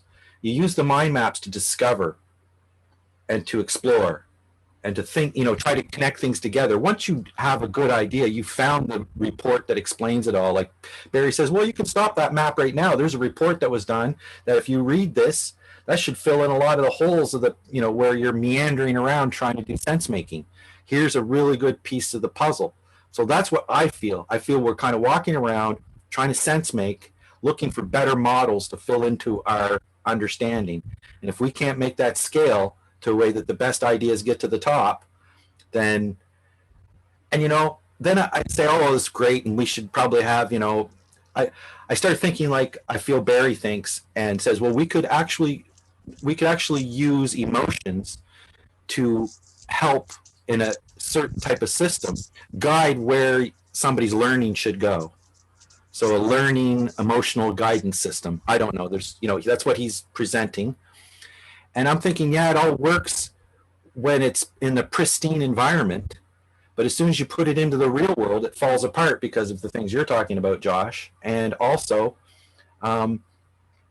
because the fact that it's messy. So what do you do when two people who should have a conversation that are completely different worldviews come together? Do you just say, let's fight it out? Or do you say, let's talk it out? Or do you say, there's no sense of talking it out, let's just agree to disagree? Just give Alex the dignity and respect to see his hands up and listen. It's not about dignity and respect of Alex. There's a process. There's a dignified process and there's an abusive bullying process. And when we have a peer review, if you can't cite the paper that was mentioned to back up your idea or your comment, then you're just talking free flow with the group of people. And whoever likes what you're saying will tick your box, you know what I mean? If they're scientifically minded, they'll want to know where the peer review was and how you got to that conclusion. Over. And peer review, if you don't mind my adding on to that, works out of dignity and respect of 10, 20, 30 years of understanding those subject matters to where you can be a person that reviews it, because that's people's careers on the line. If you're reviewing someone's lifelong work and you're not taking it with serious dignity and respect for their work, you could ruin someone's career. So it takes a lot of respect, is what I'm saying, is in order to make anything work, respect people's experience in life and their knowledge and their understanding, because they respect your knowledge and understanding, and you can add to that knowledge. And that's, to me, what peer review is actually about, is something that's actual knowledge that can be used. Let's make sure before we give it out to the world that we've tested it and we've gone through and checked that knowledge to see that it's something worth giving. Yeah, a peer reviewer needs to list the number of corporations that they support and who supported their research, because the influence that comes from the private sector can influence the peer reviewers' statements and the papers they complete or produce. So that needs to be in the small print, I guess, and something a lot of people don't take notice of, I think. Right. I'm just saying, if I peer reviewed a paper and the paper was entitled "The Nutrition of Goat Pea," and drinking goat pea is good for your body, if I reviewed it and I said, yep, it's great, and then Colin drank some goat pea and got sick because of bacteria in the goat pea, that would be terrible peer review, and I would lose my career, I hope, if I said that it was unfiltered, One example does not equal a trend. No, a better example is how to build a bomb. We're talking scientific peer review, not somebody's comment, not somebody's personal experience and a comment about goat milk. My point is that my opinion matters in that peer review, and with my other peers, if I convince them that goat pea is nutritious and then we give it out to the world and start selling it on the market, and it's peer reviewed by some sort of institution that has a good reputation. That's what I'm trying to say, is it comes down to a reputation. It's statistically significant results, and compared statistically significant results to insignificant statistically results, because one example doesn't equal a trend, and you can't make a conclusion. See, the thing is that it's never an isolated academic situation where you're analyzing it. There's always different things that come in to make your model unpure. Yeah, if you guys want to debate, that's fine. But just the bottom line is, you either know, like, and trust the people you're working with, and you get to a common goal together. I mean, why make it any more? I know Alex. I like him. I trust him. I've known him for a long time. If we want to sit and talk about a subject to see if it's good for other people to share that knowledge, I'm happy to do that. Same with you, Colin, and with you, Barry. I find you guys all have amazing knowledge in very specific subjects, some more than others. But in general, we're all pretty much polymaths. We know a lot about a lot of things. Now, do we need other people to get the final stamp of approval on certain subjects? Hell yeah.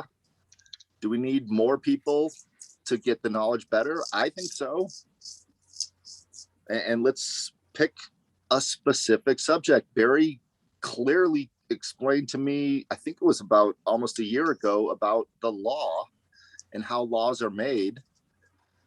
And I took that knowledge and I went and reviewed laws in different countries, from Switzerland to Singapore to China to Hong Kong to Taiwan to Thailand, how laws are done, differently in Spain, in America, in the 50 states of America, in Missouri versus Maryland, and went into the knowledge that he gave me about how laws are created and the graph that people are using to decide if laws are just and how they're enforced and what the emotional aspects are behind those laws. I mean, he gave a lot of knowledge about that. And he wrote a lot of papers on that. And I think he would love some more peer review. You guys are his peers. Yeah, well, and I think that's great. In academic, sure, there's merit to it, but in the real world, there's what you call corruption. And the thing that But kind of academic really is the real world, Colin. It No, starts it's with not. academia. No, it's not. It's a lab. It's a lab. So Wait, stop. You're saying academic is not the real world. I'm saying it's a controlled experiment. Like, for example, when they came up with the MS test for Lyme disease, that's it, the Lyme disease test. They used one particular strain, which didn't represent but 1% of the possible strains. So all the kits could detect 1% of the possible cases. Yeah, academic is not the real world. Wait, you just dismissed me with your own logic and then went forward. Control, because you have That's controls that you can't. In the lab, you have controls. In the real world, you don't have those controls. That's what I'm saying. That's not true. I think it is. I think it is. You make up a story and you're going to limit things. Control. The peer review exists in the real world. Yeah, you can't well, always control things in the real world. The academic world exists on this planet. This is the real world. Yeah, they make a model and they stick to it. But when you get into the real world, there's also model B that you didn't account for. I've got a real world fact to point out here about peer review, about P2P. The reason I put the T in there, P2TP, is because some peers are more talented than others. Now, when I was looking at the top 20 singers, vocal singers in the world, I noticed that one stood out in particular. Neil Young was on the list, and Doug Breitbart mentioned that he compared my singing to Neil Young when I put up a video clip from YouTube. So I think we'd like to hear other people express our ideas through their camera and microphone, and that's why we're attracted to these group sessions. A part of it. I don't know. You guys remember the point counterpoint segment of the CBS News that they used to do about 30, 40 years ago, where they'd have a conservative and a liberal, and they would argue two sides of a political issue, point counterpoint. And Saturday Night Live did a send-up of it with Dan Aykroyd and Jane Curtin. Dan Aykroyd plays the conservative and Jane Curtin plays the liberal. And this became a recurring feature of Saturday Night Live, and the one that everybody remembers. So Jane Curtin presents the liberal side, and Dan Aykroyd comes back, "Jane, you ignorant slut." Remember that one? And that wasn't just a satire, because that's really what was happening. It very subtly, they were just, calling each other names, and they were not really considering each other's point of view. And that's really why I don't care for debates, political debates. Political debates are just baloney. You don't learn anything from political debates except a snappy comeback. And snappy comebacks how to aren't slander science. somebody. Yes, how to slander somebody. How to slander somebody and get away with it. Yep. And so I look at this debate model, where you just have these snappy comebacks, and I go, I have no use for this debate model. If you want to have a debate, go have it with somebody else. Don't have it with me. If you want to do science, I'll sit down and do science with you. Want to have a debate? Forget it. I'm out. So has the term debate been corrupted by humans abusing each other? Did it used to be better? This is my thumbs up. Yes. I mean, I was never fond of debates from the get-go. I remember watching debates when I was in high school or college. I go, well, let's pick another word. Why am I even sitting in this audience? This is a friggin' waste of time. Debate is about winners and losers and manipulation and influence, definitely. Well, debate is about creating laws. And if you're a lawyer, you're a debater. Yep. Convincing other people. And the thing is that you can create a very convincing narrative, and the other side can create a very convincing counter narrative. And the problem is that how do you resolve which of these narratives is accurate, if any? And the answer is you really can't. It's not, because you're not doing science, you're just doing narratives. It's the court of public opinion.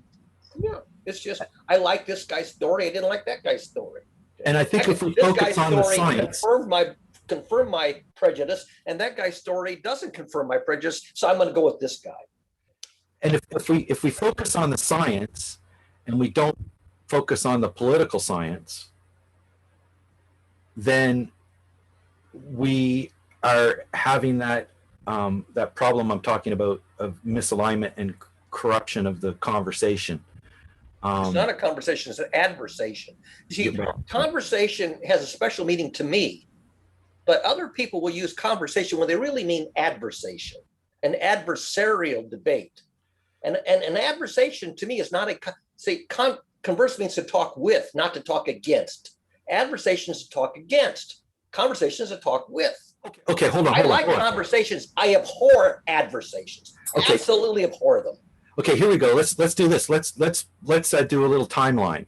Let's say we start with Stacy's show yesterday, and we come up with some things we agree on, because I predicted that we could agree in generalities. But then once we start getting down to more nuanced points, then we might find a place where we disagree, for example. Then let's say if that disagreement is attached to a worldview, okay, which a lot of them are, right?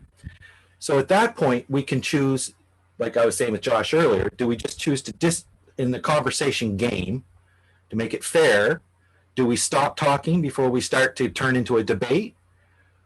Do we do an exit of the real conversation to say, well, this is where the real conversation leaves off, and if we want to continue? And I mentioned to Stacy that at that point, if you do continue the conversation, you're probably going to resort to appealing to the audience, and also humor and ridicule, because those are the most powerful tools we have to fight against bad ideas. Like, make fun of the flat earthers. Don't give them any credibility. See, what I would have done, and of course, Stacy was running her experiment the way she wanted to run it, which is fine. I would have started with research, and I was waiting to see if there was going to be a time in that conversation, that session yesterday, whether people say, is there any prior research on this question of what does it take for people to come to an agreement on a set of principles? And there's a fabulous body of research. One of the most powerful pieces of research was carried out by a Nobel Prize winning economist. And I was lucky enough to meet him once. I actually sat down and had lunch with him once because my professor knew him. And so we went to have lunch, and this Nobel Prize winning economist was there, and we all sat down, and I knew who the guy was because I had read his paper. Okay. His name was Kenneth Arrow, and he'd won the Nobel Prize in economics for Arrow's impossibility theorem. It's a very short paper.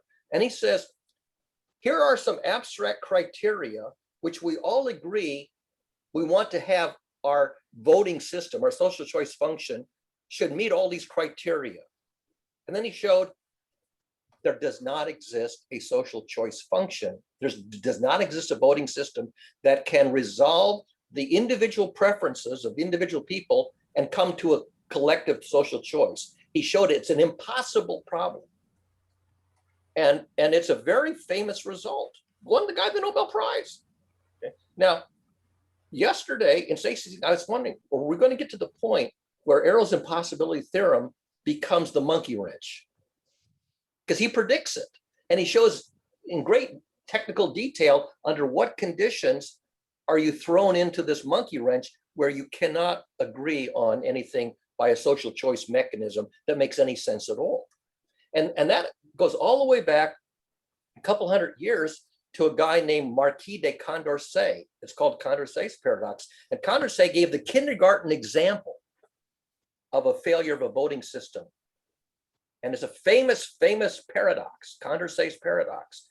And all that Kenneth Arrow did was he generalized it a bit, made it more mathematical and more powerful. And I knew that Stacy's exercise was going to eventually run into the Arrow paradox, but we never got to it. And my feeling is that if we had done the research, we would have saved ourselves the exercise of discovering a Nobel Prize winning result, which we're probably unlikely to discover on our own because we're not in that league. I mean, here, Kenneth Arrow, was doing, his life's work in economic theory. And we weren't going to make that same breakthrough in an hour. Just four of us, that's not. But I had the advantage that I knew the research, at least some of the germane research. And I had a prediction based on it. What was the name of that paradox again? Arrows? There's two versions. The original one is named Condorcet, Condorcet, Marquis de Condorcet. He gave the simplest version of the paradox, the voting paradox. Kenneth Arrow, just like the, bow and arrow, that's how you spell his name. Arrow's impossibility theorem, and you can look it up. It's on Wikipedia, as is Condorcet. You can read, in 3 or 4 or 5 minutes, Condorcet's paradox, voting paradox, and Kenneth Arrow's impossibility theorem. And there's lots of work that's been done since then to see if you can resolve it and why you have these paradoxes. And I knew that if you're trying to do what Stacy's exercise was, you're going to run into this issue. It's inevitable. It's mathematically inevitable. Do we want to waste our time rediscovering something that's in the literature? Maybe. Yeah, I'm good.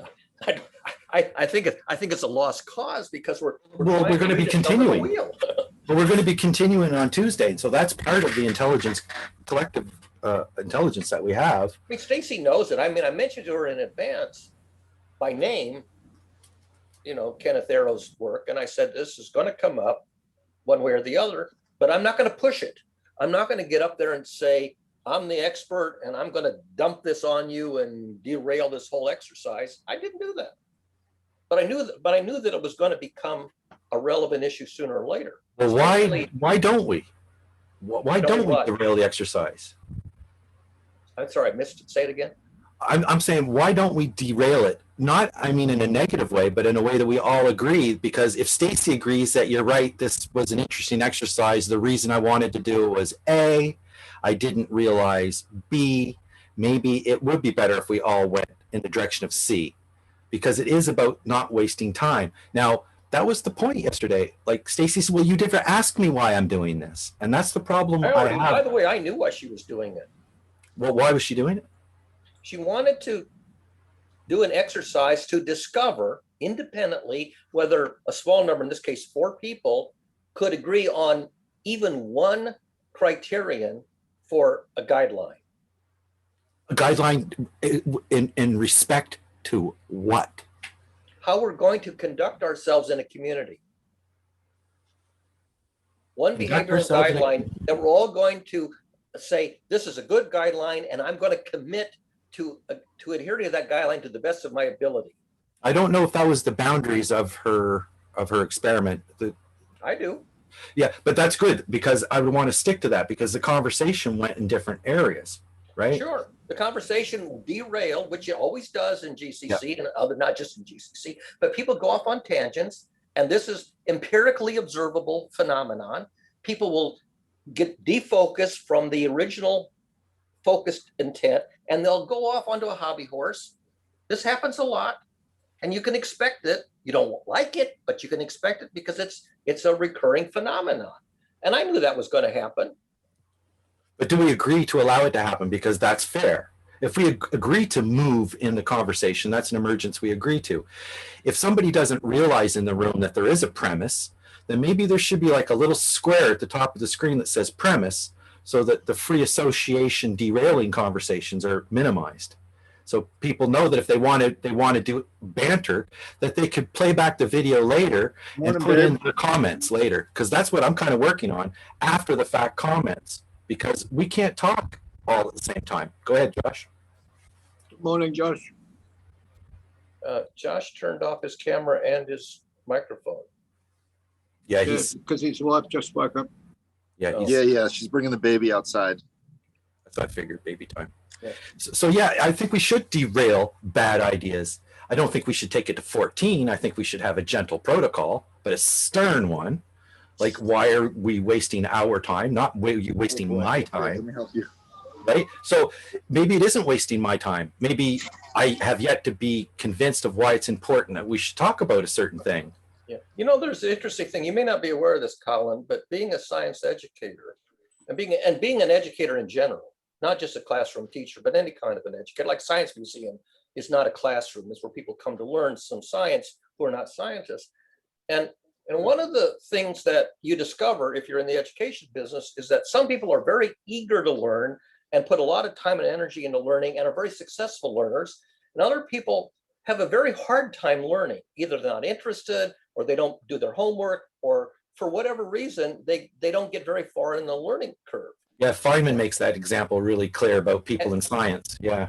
And one of the things that interests me as an educator, and not just me, because all educators, especially classroom teachers, is how do you recognize when somebody has a block of some sort that blocks their learning progress? Is it organic because there's something haywire in their brain?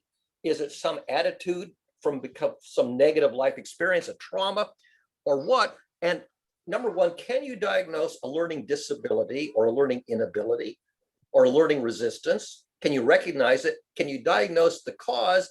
And given that you can maybe diagnose the presence and the cause, is there a treatment which is ethical and effective? And sometimes the answer is occasionally yes. You can diagnose it and you can make a breakthrough and somebody can come out of it. It's like the Helen Keller story, with Annie Sullivan. That's a famous example of a breakthrough. There's a lot of times where you go, I give up. I don't know what the problem is, but this person is not going to learn this subject for whatever reason, and it's time to call it a lossage. And part of the challenge of educators is how do you make that decision? How do you decide to give up, and when? And how do you reveal that you're giving up? You're giving up on them. Well, yes and no. It depends. If it's a classroom environment, then yes, definitely 100%. Your job is to curriculum, right? To curriculum these ideas. And that means they have to get through, and somehow you have to test to make sure that those ideas have been absorbed. But in our group yesterday, talking with Stacy, is the context that I would like to keep, not the student teacher. Although the student teacher thing happens all the time. Like, every one of us have got interesting facts that we'd like to relay to the other person. I think we're all generally curious. So that's a good thing. We all enjoy, like, I think Josh said we're autodidactics. So, autodactics, what's the word? Autodidactic. We learn. Some people are autodidactic. They learn on their own, and they don't care to learn from a teacher or from not necessarily. They just enjoy learning and they do it well. Well, that's autodidactic. Means you learn you teach yourself as opposed to having a teacher. I don't think you can be completely autodidactic. I don't think that's possible. But why is it so? I think we all learn from other people, regardless of what we're reading. So the thing is some people are better at controlling their own learning, but I would like to switch from the learning idea to an idea where we're all in a group together, 4 people, in the context of Stacy saying, can we agree on something? So, okay, I like that context. So I think I'm losing the point I wanted to make about, you got onto the learning part. Okay, derailing. I didn't finish my derailing because it sounds like I'm not interested in what Stacy has to say. Not at all. I mean, derail the parts that are misaligned, that aren't working, that the person doesn't see. Now, it's not about teaching them what they don't see. It's about making the premise and the context known.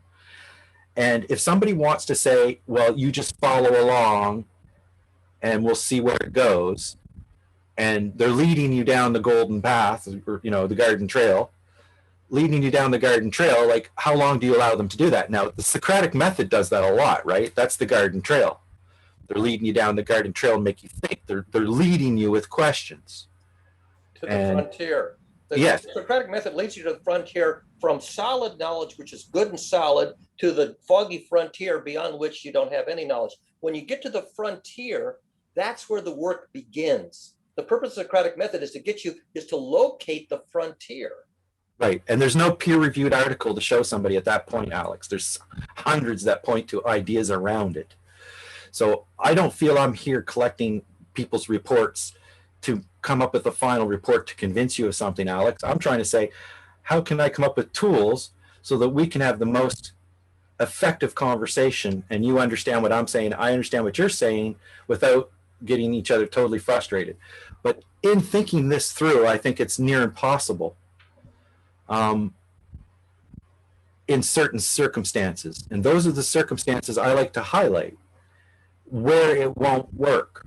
So basically, I'm doing the work of a scientist to prove where my hypothesis is wrong, right? You proved something to me. You proved that it is possible to defeat the maieutic method of Socrates by a method that I had never occurred to me.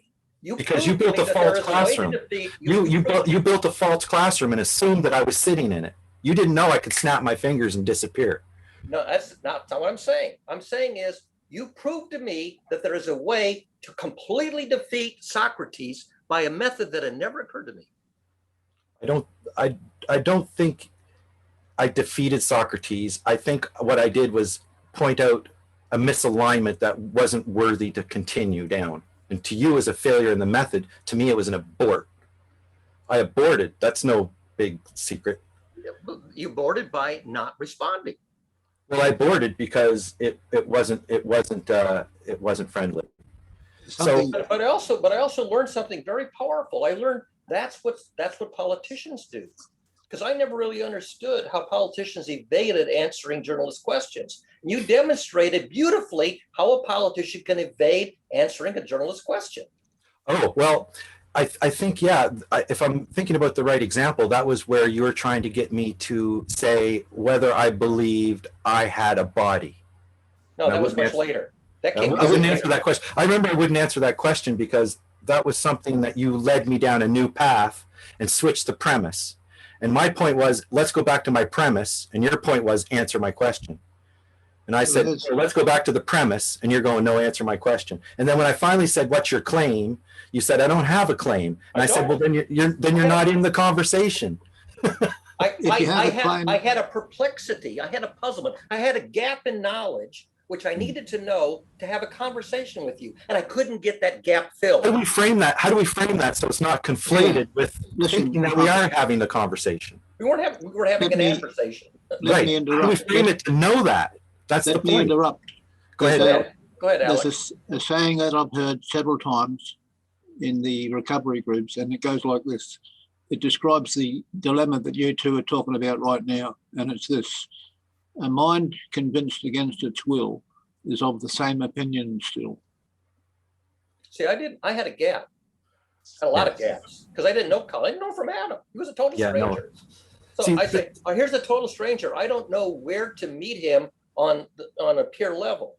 So I got to find, I don't want to be over his head. I don't want to be under his head. Right, you wanted to teach me. You wanted to teach me. I wanted to understand you. And I failed. I fucking failed to understand you because I couldn't get any information that would tell me who you were. Because you got frustrated because you wanted to teach me once you could know where my boundaries were. I wanted to understand you because that was your goal. You wanted to find my boundaries of my knowledge. You said, I want to be understood. And I said, I'm failing to understand him. Why am I failing to understand him? Because I can't get the information. Because you're looking at me like a science project instead of something that has a mind. You said I want to be understood. I do. That doesn't mean I want to be analyzed for my boundaries so that you can teach me once you understand. I want to know who you are, and I can't find out. I want to know if you guys are going to stop yelling so the baby doesn't keep waking up. So Barry made it clear he doesn't want to have an adversarial conversation. No, I don't either. So that's why I'm saying that getting back to the point of having a premise. So if Barry already knows that Stacy's in the middle of a failed experiment, if Stacy's point is, well, we're going to go through it to learn why it fails, then that should have been said up front. I had talked to her before. She knew where we were on the same page going in. Yeah, so I'm just saying I kept feeling frustration because you're trying to ask me whether blue is better. and like, what do you mean is blue better? Better than what? And what situation? Nighttime, daytime, on Mars? Like Is blue better than hot? yeah, is blue better than sweet? Like, you know, like that's how I felt the conversation was. There was no context. Is blue better than tergiversation? Yes, blue is better than tergiversation. I'll give you that. Well, I don't know. I don't know if it is, because tergiversation might show that you're not on the right path. You can believe that if you want. I don't think blue. I don't think blue is If better. you're trying to teach me how to be a Muslim through the Socratic method, maybe I'm not down with it. I like I'm blue. not trying to teach you anything. I'm trying to learn who you are. No, you were trying to convey knowledge to the level that I could understand once you knew where my boundaries were. I needed to know where you were in terms of your level of education so I could meet you at your level. And Really I think what you needed to do was to find out what I wanted. And I think the mistake was when we first met, I said something that gave you an assumption of what I wanted, which wasn't what I really wanted. Yeah, you said, can you tell me more about this model? I said, here it is, come back. And you forgot about the part that I said after that, as it pertains to my journey map. I don't know what a journey map is. Right. And words that have no meaning to me. And you were more interested in electromagnetics and I wanted to build an analogy based on something that I imagined you already knew. yeah, well, the thing is that I don't think our conversation went in a good ways because you were steering it like somebody who was not listening. I was trying to find a question that I could answer, that asked that I could get an answer from. Well, we could try it again, but No, I don't want to try it again. That was 7.5 hours of lost time. I'm never going to get the 7.5 hours back. Right. I'm never going to get those 7.5 hours back. No, and I don't know if I would try it again to actually think that like Stacy's exercise yesterday. Like I'm already thinking it would be a failure because I know, well, first of all, you've made it quite clear that, you know, what you're, and I don't even know, I don't want to get into it because I don't know what I can take to what you say is actually what you think from day to day. Just how you feel at the moment. I'll just take you moment by moment. That's fine with me. The point is, back to Stacy yesterday, when you already knew that it was a lost cause, right? I predicted, I didn't know, I predicted it was going to, I predicted that we would get either no agreement on any, or maybe one item, and it would be unlikely to get two or more. Right. That's my prediction. And so my attempt was to show that if we're going to try to understand, we actually have to have a context more than can we agree? Because I think if we look, I think we could have had the conversation in 5 minutes. Does everybody in this room, are they interested in what other people, and curious about the other people in this room, and want to help the other people in this room, and feel and don't want to do harm to the other people in this room? I think that was the conversation. That's all I got out of it. Like, could we work together? Like, is there something we could agree on? Can we agree on maybe we could work together? Can we agree on we think that harm is a bad thing? But you left off the preposition to do what? To reach what common goal? So to work together, you have to say, let's work together to reach a common goal. To do anything. And if we fail, we fail. Well, you could work together to create a drama, a schlockish debate drama. Exactly, and yes, exactly. I can work with somebody, I can work against somebody to create a crappy drama. Right, and that's the point. That's what we did yesterday. That's what we do all the time. Well, a lot of the time. And if we had frameworks. I tell you the truth, I don't enjoy it. No, and if we had frameworks where we could steer ourselves out of the muck, or I would be able to expose things that I think are of less value, that other people could educate me and show me why it isn't of less value. I don't see how to do that because you told me you don't want to learn from me, which is fine. Well, no, I didn't say that. I didn't say that. I don't want to learn from you without asking to learn from you. When you came to me on January, whatever it was, 23rd or whatever, you came to ask me something. Yeah, I wanted to collaborate. I didn't want to become a student. You asked me, among other things, to do a review of a debate and tell you what I thought about a debate. See, I think I wasn't really clear on the fact that there are two different things that I'm doing, really. There's the actual mapping of journeys that people take, which you can just think about, you know, their plan to do anything in life. How do you go about planning to get ready to do something? Do you have mentors? Do you have any books? Do you know what you're talking about? Is there a university you can go to? Answer is I do research. Is there a job that you can have after you learn all this stuff? Or you got to invent your own field after you do all this? Like, so there's a whole journey involved in whether you're reinventing the wheel, breaking new ground, or just trying to learn to align with other people. Like, what are you trying to do? I was trying to align. Okay. So my map was trying to align the ideas that I was thinking. So I had ready for you this boundary discussion in the form of a map. And you wanted to go with your own pre-examination of what this map looks like in your head without even considering the fact that I have in one. your head until you disclose it. That's You know what the map what's in is. your head. The map is a general disclosure of what people could do to be successful. You have a model where it's hooked to emotional, Emotions and learning. yeah, and That's what I you did know for the the last 35 calculus. years. Yeah, the calculus. And that was the topic that you came to me to say, tell me more about this model of emotions and learning. That's what I thought the premise was, because that's Yeah, it the wasn't. very first It wasn't thing you about. said. It wasn't about electromagnetism. And so when we got off, so once the conversation about me collaborating with the map became a no-brainer, then you know the conversation moved like 7 times the premise. So by the time we got on to Deepak and Sam Harris, at that point we were into a new conversation, and that conversation was related to the people adapter. Okay. I didn't know what that was because I never heard Well, of it. you explained it earlier, and I pointed it out. I mean, I eventually figured out. What's this thing? What's this thing? People adapting. Right? I eventually. Can you see the watch? I'm going to show you a people adapter. You ready? Oh, we can't get any closer. That's it. That's it. That's That's not the closest model we I can got. That's not the model I got. I Yeah. got a model which I believed was my understanding of what you meant by these 2 words, people adapter. And Yeah. the next morning, Sam says, "What did you get out of it?" I said, "I got out of it an understanding of what Colin means by these 2 words, people adapter." And then I told Sam what it was. It was like 2 paragraphs. Yeah, I don't know. That's all I don't got out know. of it. Yeah, at that point, it had broken down because I didn't trust your sincerity anymore. But the thing is that I don't give up that easily, and I think it's a good idea, and I'm going to proceed. And I told Stacy the same thing when she felt discouraged. Don't feel discouraged. If you have a good idea, it's still a good idea, but it might have to change. So if we go back to the point I'm trying to make in Stacy yesterday, is there something that can be salvaged from her experiment so she can still get what she wanted to do and without frustrating the hell out of me? I don't know. We'll talk about that when she gets back from the trip.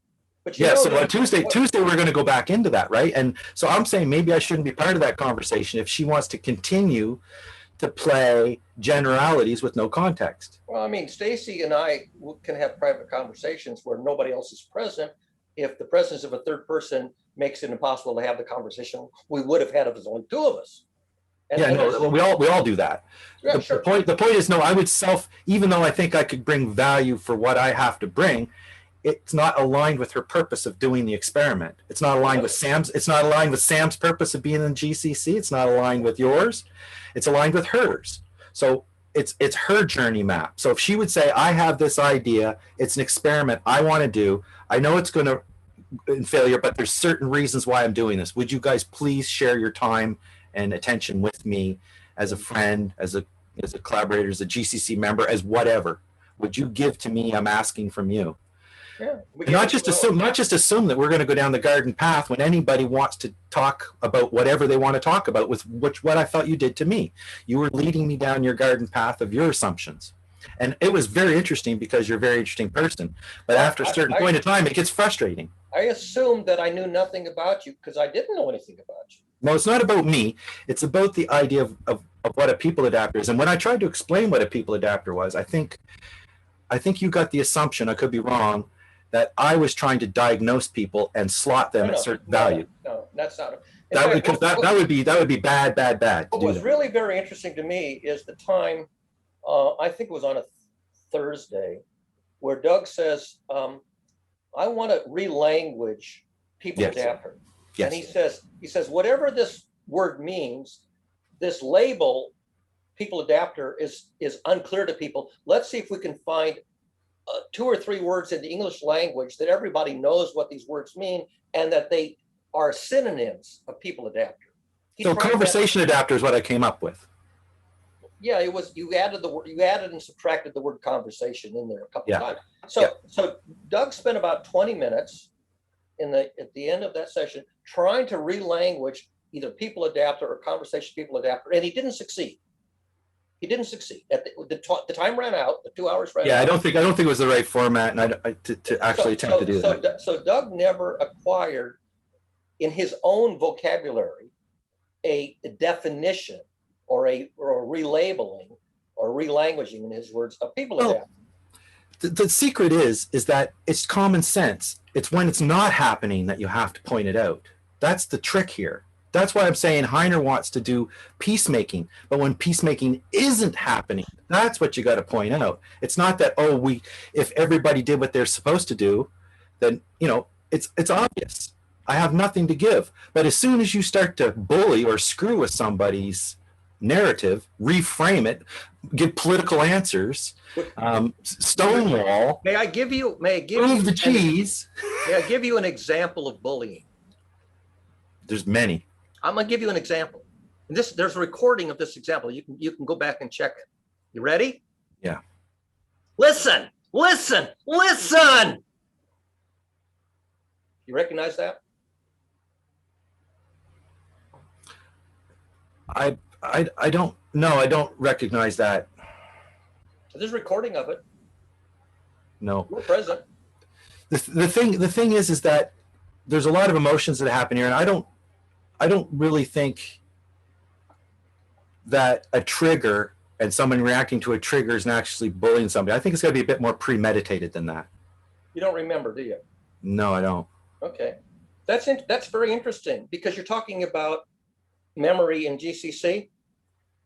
And to my mind, that's one of the most memorable passages in 6 months of in GCC. The most memorable thing in my recollection is something you don't even remember.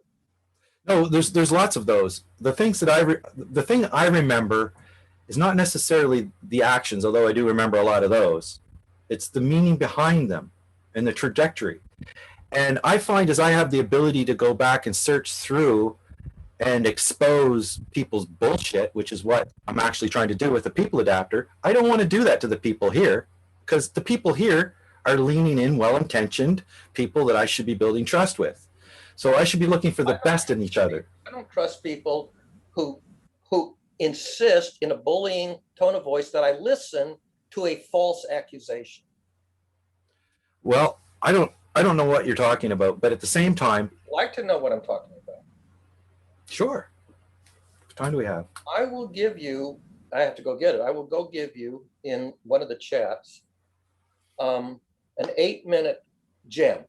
To use your word, an 8-minute gem, Yeah. in which you can see somebody going, listen, listen, listen.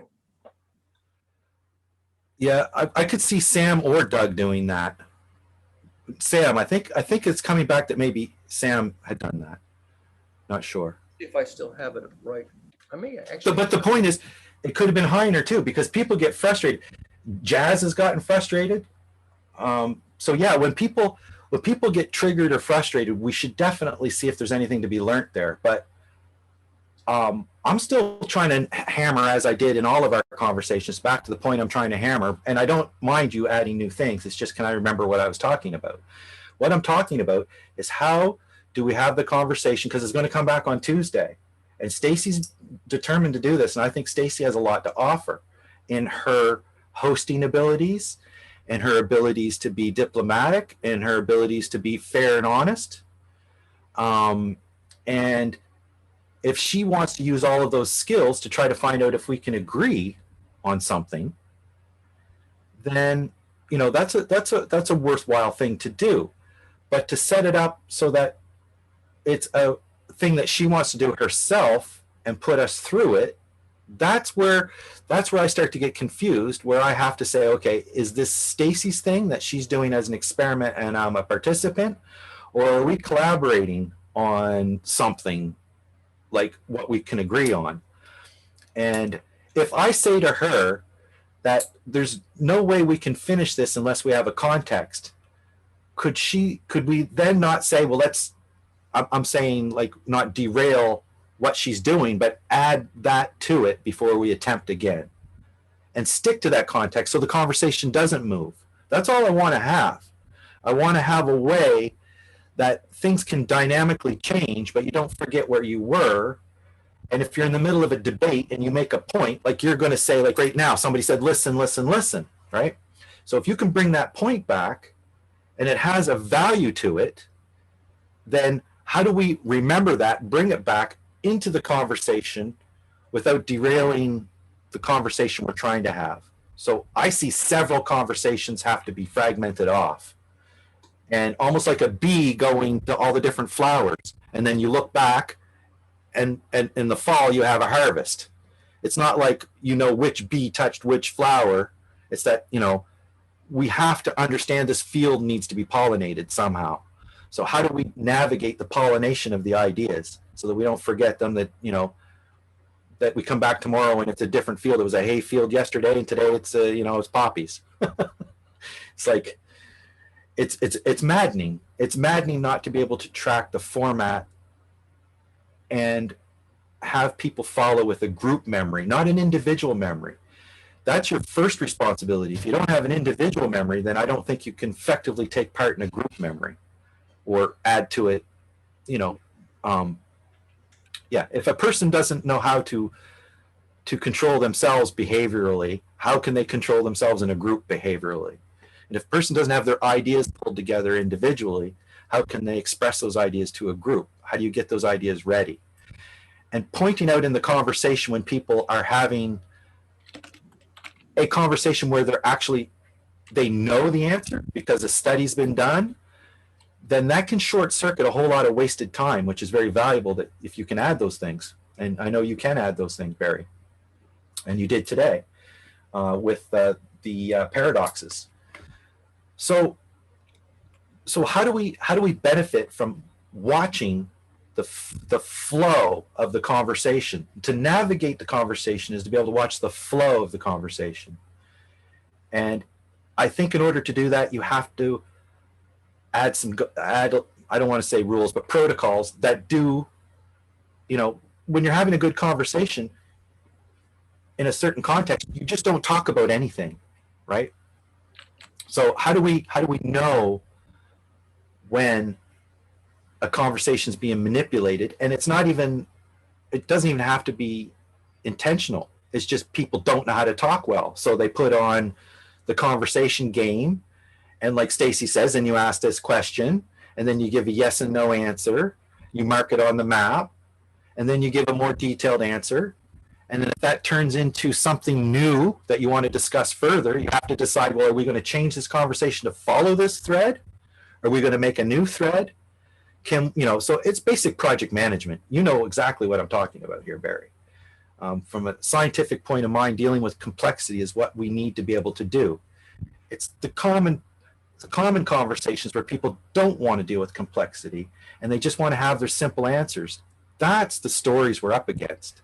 So and I think when we make these stories, we are manipulating.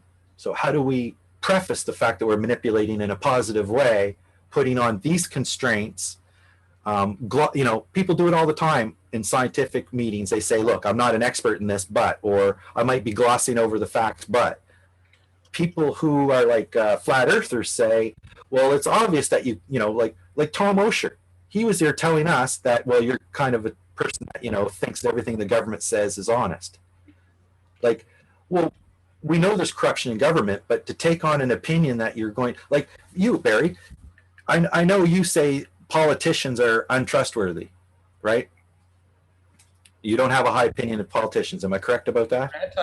They are basically the antithesis of scientists. Right. So, and I think the political realm is where the conversation tools are most needed, because in the scientific realm, they already behave themselves with the order of logic. They might go wrong, but they're willing to admit they're wrong most of the time, right? Where it's these other conversations where you have to add in complexity to follow the nuance and context that people just can't fucking do. They can't do it. And if you point it out to them, it's got to be done in a tool that they agree to watch. There has to be like stop signs. Nobody wants to stop their car. But if we have to get along in society, then we have to agree that when the light turns red, you stop your car or your bicycle. You know, that's a fair conversation tool. It doesn't mean you always have to stop. It's just when that light's red in this city. When you're driving in your own backyard, you can drive forever until the gas runs out. It don't matter. There's, you know, that's your property, your time. So when somebody says, well, I can drive in my yard all I want, so I'm just going to go through the red light, we have to say, no, Stacy, that's going to fail. Like what rules are we going to have? What protocols are we going to observe? And that has to do with context. So in Tuesday, what context are we going to add to make it worthwhile that I would want to participate in that conversation? Because I was really excited to participate in the conversation. And I think I alluded to that by saying that I prefaced the conversation we were talking about, you know, well, it comes down to, I'd have to look at the notes. Have you found that article yet about the listening? Have you found that? I put it in the chat. It's in a 12-minute gem, and actually it begins around 11 minutes and 45 seconds. So it's just the last 2 minutes of the selection. So you can either watch the whole 12 minutes or you can just watch the last 2 minutes or so, starting at around 11:45. You may want to back it up a little bit before that. I can even play. So the people adapter is a thing. Journey maps are a thing. If you're interested in them, I can explain them to you without explaining to you electrical engineering. They didn't involve that. Yeah. The electrical engineering analogy that I didn't give you was for a completely different topic. That's because I was going to use as an analogy something that I thought you knew from electrical engineering, and either you didn't know the thing from electrical engineering or you weren't interested in the analogy. I don't know. Whatever it is, it didn't work. But that was completely unrelated to what I understood what you meant by conversation people adapter. That's the one thing that I had a takeaway where I thought I captured what you meant. Yeah, and I think it's quite a simple idea.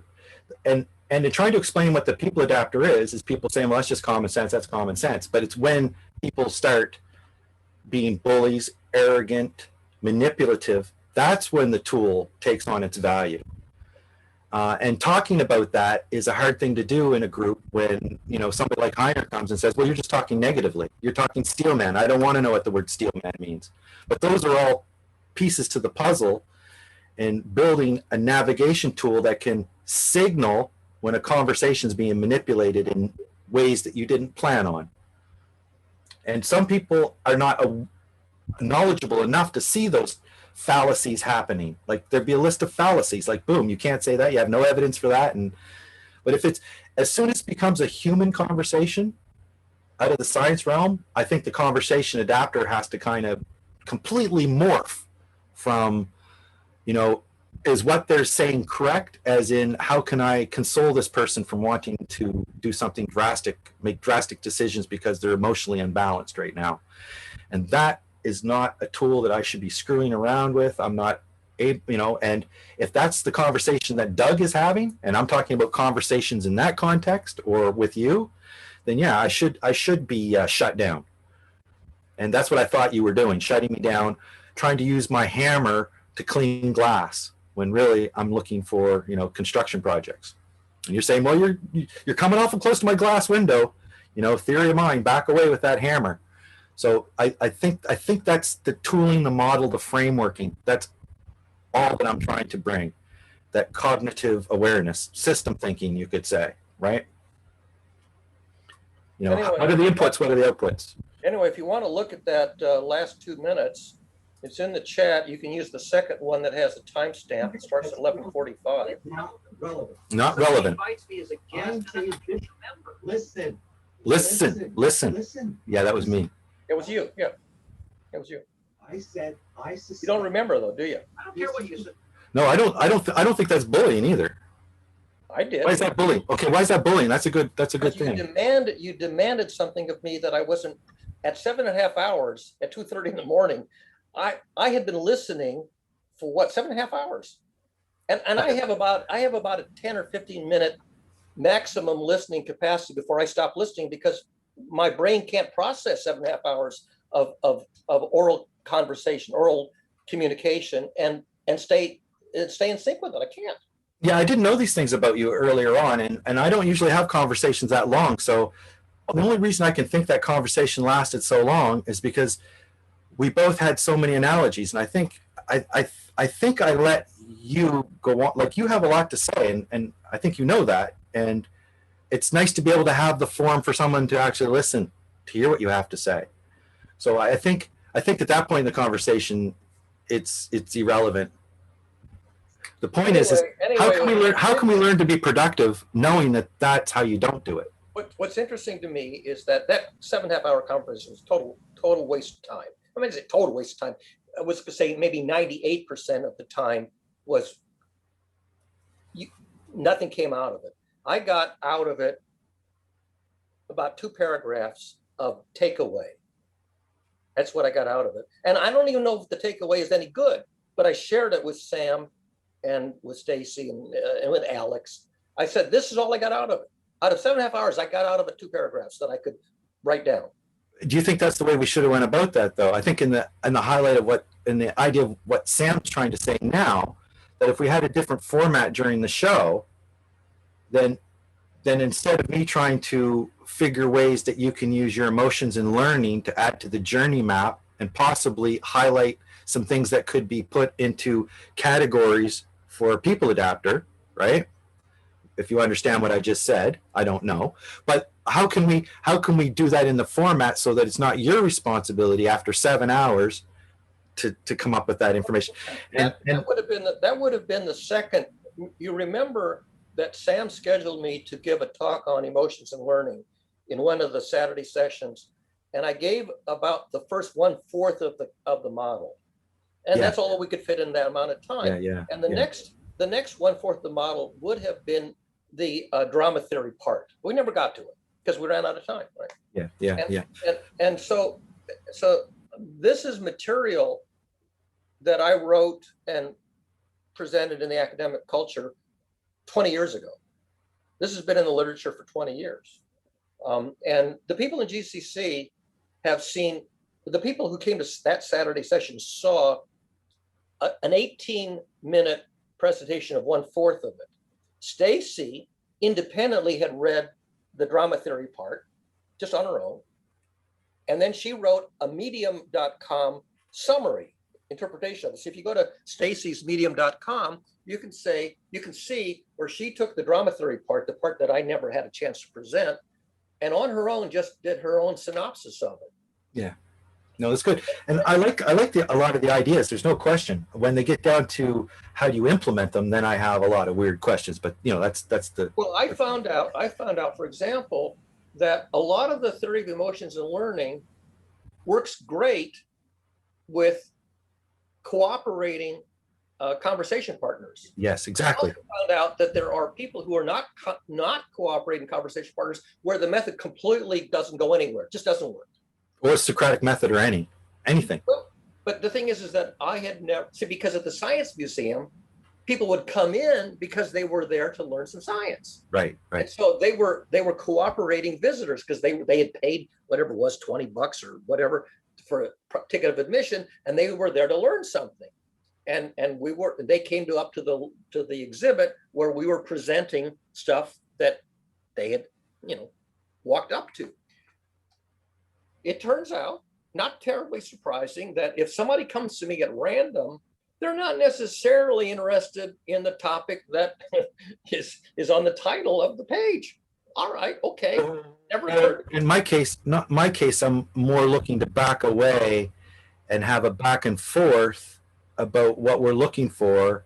And that back and forth didn't happen in a balanced way, is what I felt. The way I felt that was in that I don't feel like I was being heard, that I wanted to explore what I was doing with you, when I think you were under the impression that I just wanted to know more about what you haven't said. And I agree that now, or I realize now, that your mode of collecting information, disseminating information, may not be compatible with the kind of spitballing session I was looking for. Absolutely not. I have no interest in spitballing. In fact, I never even knew what the word meant until you used it a couple of times. And I go, I have to look this word up. I don't even know what it means. Right. I shouldn't have used that word either. What I should have said was sniffing around our projects is what I should have said. Oh, I didn't know what the projects were either. Yeah, that's what I should have said. Specifically, I want you to sniff around what I'm doing, because I've already got a good sniff around what you're doing, and I see compatibility there. And you said, well, I can't talk to you until I have a better idea of who you are and what you're doing. And that kind of was something I didn't know how to, and it was very interesting. So it led to a long conversation. But it became frustrating the more I realized that I didn't feel I was being heard in the fact that I wanted you to look at what I was doing. And I think I came to find out that you don't really, in the end, care. The thing is, I don't have the faculty of listening to a stream of verbiage that goes on for 7.5 hours and get much of anything out of it. It's not And about you shouldn't have to. And I shouldn't put up with that either with you. So we should have those better skills to say, okay, we're having a great conversation. We could talk forever, but why don't we get back to the point, which is what I thought I tried to do many, many times. I never figured out what the point was.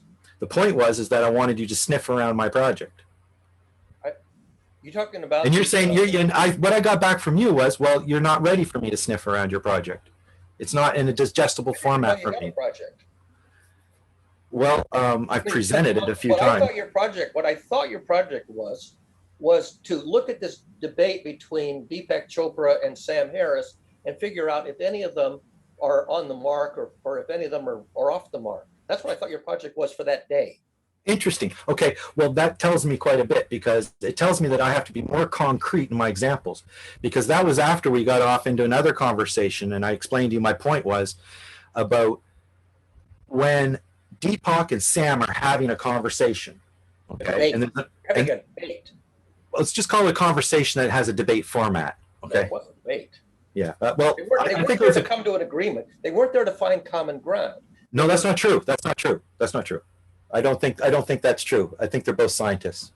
So anyway, I just think they both have their pet projects that are very, so you got some point there about debating points. They're definitely debating points. And the point about Sam trying to bring Deepak to one of those moments in front of the audience was my question to you. Not whether Sam was right, not whether Deepak was right, which is where you went. What I was trying to do is I was trying to figure out, I was taking one sentence at a time, and I say, here's the sentence. I had to make the transcript so I could actually see the sentence and diagram. Right. I say, what does this sentence say? What is the semantic content of this sentence? And I go, this is really a hard sentence. This is a graduate level remark. I'm going to have to spend 20 minutes just to figure out what one sentence says. Well, what I'm trying to say to you about sniffing around being interested in my project, asking questions of me about my project, not trying to ask me questions about my education. So, when I used the example of Deepak, it put something concrete into your mind, and that's all you remember. When it was like 2% of an example, and and even what I was talking about with that example, you didn't understand. I felt that you were doing what Alex did today, yesterday when he got into derailing the conversation from, do homosexuals have a right to exist? And then Alex, or do we have a right, I guess, to decide, does religion have a right, even more specifically, to have an opinion on whether a gay person is a good person or not? Because, atheist or gay, I was just switching atheist to gay because, It interests me as a question. But the thing is it was kind of a rhetorical question, because the answer is it's really. But then it doesn't even call for an answer. That's right. It was a point to, and I think it was a rhetorical question I was asking you about the audience. Are they buying what Sam's saying, or are they buying what Deepak is saying? I couldn't see the audience, and the audience was silent and not on camera. I had no Well, information. the about point is that the answer is rhetorical, because if the audience would have been in a Deepak convention with a bunch of Deepak people, then maybe everybody would have been cheering Deepak. Yeah, sacred geometry, and yes, everything's conscious and everything's a soup. Where if you would have been at a scientific convention, which I think they were, and there was a scientist in the audience who actually said to Deepak that I am a particle physicist, and whatever you're talking about makes no sense to me. It's just verbal diarrhea. You're just putting a lot of words together that make no sense. So that was actually a point that I didn't get to, because that's getting into. That's very interesting, Colin, because when I come to these GCC Zoom sessions and I listen to your monologues, which can run sometimes 20 minutes, it's exactly that. It's a whole lot of words, and I have no idea what you said. And we shouldn't put up with that. We shouldn't. And if Stacy's going the wrong direction and we have a better mental model of where she's trying, we should be able to ask Stacy, why are you doing this? We should get a satisfactory answer. And then we should decide whether we're going to continue with Stacy's experiment or whether she's doing it for us and it's not working. I don't want my car painted blue. I don't want my car painted blue. The same question. Why, when it's Colin's turn to talk, he can talk for 20 minutes nonstop, and at the end of it, I go, what did he say? And you're disrespecting my words. And the answer is I didn't understand anything that he said. That's why I say interruption is important. I didn't understand what he said. And you're not active listening. You're not. I'm not aware at the point that you're not listening at that point. So I'm wasting my breath. You are. Well, yes. Me. Yes. Or probably for other people too. There are people who are very good listeners who can listen between the words, if you know what that means. Yes. What I do is I try to listen for the words, and I go, I can't even diagram a sentence out of that. I got a bunch of words. I got a word cloud. I got a bunch of words in a word cloud, but I didn't get any. Yeah, that's the Deepak effect. That's the Deepak effect. But the thing is, I've read Deepak. I have a couple of his books, and I read them, and I understood them fine. I would love to have that conversation, like I was saying with Alex. We could have that conversation, but to have it during the point where we were having that conversation derailed the conversation. So the way you analyzed what I was asking was wrong. So you heard me ask, and maybe I asked the wrong question, but I was saying, what is the audience impression? Because then we have the pieces. Then we have the pieces to the puzzle of the conversation. Two people talking, audience listening, and the audience is being swayed one way or the other. And what's the credibility of this guy? And Sam says to Deepak, well, your credibility isn't that great because I'm as much of a scientist as you are when it comes to the things you're talking about. You're not. Except for one thing. My research is at a frontier, and it's the science of the relationship of emotions to learning. Now, there's almost no science about the relationship of emotions to learning. Yeah. I was one of the pioneers who developed a model, a mathematical model relating emotions to learning. It turned out to be a novel model. It wasn't already in the scientific literature. Now, among all the emotions, now you know about frustration, because that's for real. You know about anger. I know quite a few emotions. So you know about laughter and humor. So the thing is that there are some very subtle emotions. For example, to say something is awesome, or to say that something is dispiriting. I mean, some of the emotions are very hard to detect because they're subtle, and they go by names that people don't use very often. And so if I say, well, I was really dismayed, or I was enthused. Now, you may know the words dismayed and enthused, and they may be perfectly good secular words for you. If I say that was awesome, as opposed to awful, same word, A-W-E. I say that was awe-inspiring, or that was awful. I use the same word, awe. It has completely different meanings. And so what does it mean to be in a state of awe?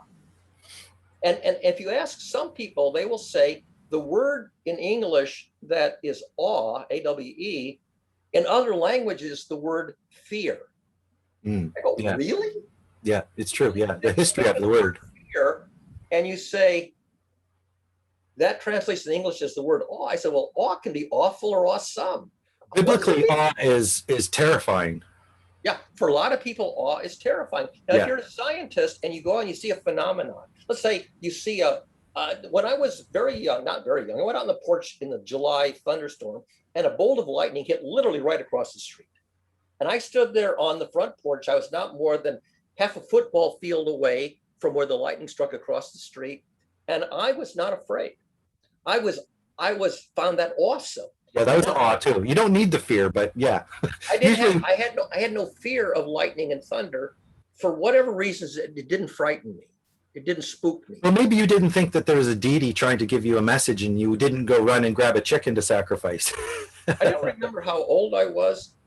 Yeah, that's why most of the people were in awe, because they thought that, they thought something tragic was going to ensue. Well, I mean, you see a meteor come through the sky and make a glowing ball. The first time you see that, and you haven't read any literature to say, oh, there's this thing called meteors, and so you've never heard of a meteor, and you go That's outside and there's this big ball of light comes through the atmosphere and maybe makes a boom. You're gonna, what the fuck was that? Aliens are awesome. So, I do have a practical thing that I think that culminates out of our misadventures. And it's something that I've known a long time. And I think something I would like to see us gravitate towards in the group. And I think we are, with the conversation that Sam was having today about thinking, about proposing having formats. I agree. I think that's a great idea. In fact, that's what I thought was going to happen. Yeah. I thought when Stacy invited me way back in April of, I think, 2019 to come to a session, which turned out to be a GCC session, but I never heard of GCC. I thought it was just some people having the conversation. She invited me for the purpose of meeting Heiner. Oh, yes. Yeah. Heiner, and she knew me, and she thought Barry and Heiner, they need to meet each other. Yeah. And it turned out, I didn't know this, because, as you know, I do a lot of writing, and my writing is public. Heiner had discovered my writing. I don't know how, but he knew that I was writing about models and this and that and the other thing. And when I met Heiner, he already knew who I was from my writing. Nice. I didn't know who he was. So my proposal is not about the actual format of the shows, but something we've discussed before as well, and something I keep mentioning. And I mentioned it to Doug, and I never got it out today. I think I started to say. I confronted Doug and asked him, does he have an example of that conversation where everybody is performing properly in his view of what would be an ideal conversation? And he says, no, I can't. I said, do you have an example, a movie or anything where what you're speaking of can be demoed? So that's what I'm saying. I think if we want to have clear messages, we have to build demos of what we're talking about. I would suspect, and I'd have to go back and look at it. There's a famous conversation between David Bohm and what's his name? Chandrasekhar. I can't remember the rest of his name. The guy from India. Yeah, the Indian guy. Yeah. Whatever his name. So No, I know what you mean. I can see his face. He's got a pretty face. yeah. So David Bohm has this conversation with this Indian fellow, and it's a famous conversation, and it's a dialogue that is named after David Bohm, Bohmian dialogue. I'm surprised I haven't seen that. I think I should watch that. Yeah, I need to go back because I want to hear what people's mentors are. I want to hear where they got their messages. That I think is valuable in this I group. think there are conversations like that, but they're not very popular. How many people have actually watched that conversation with David Bohm? Probably not very many people. And I may have only watched a portion of it because it's a long conversation. I think Joshua may have watched it. Somebody here says they watched it. And so there are examples. I know of some examples involving Richard Feynman. He is interviewed. There's a couple of videos that Feynman has had a conversation with a journalist. Would Doug agree with you that that's the point? I'm looking for I don't know. Doug. You'd have to ask him. Right. So he probably hasn't even seen them.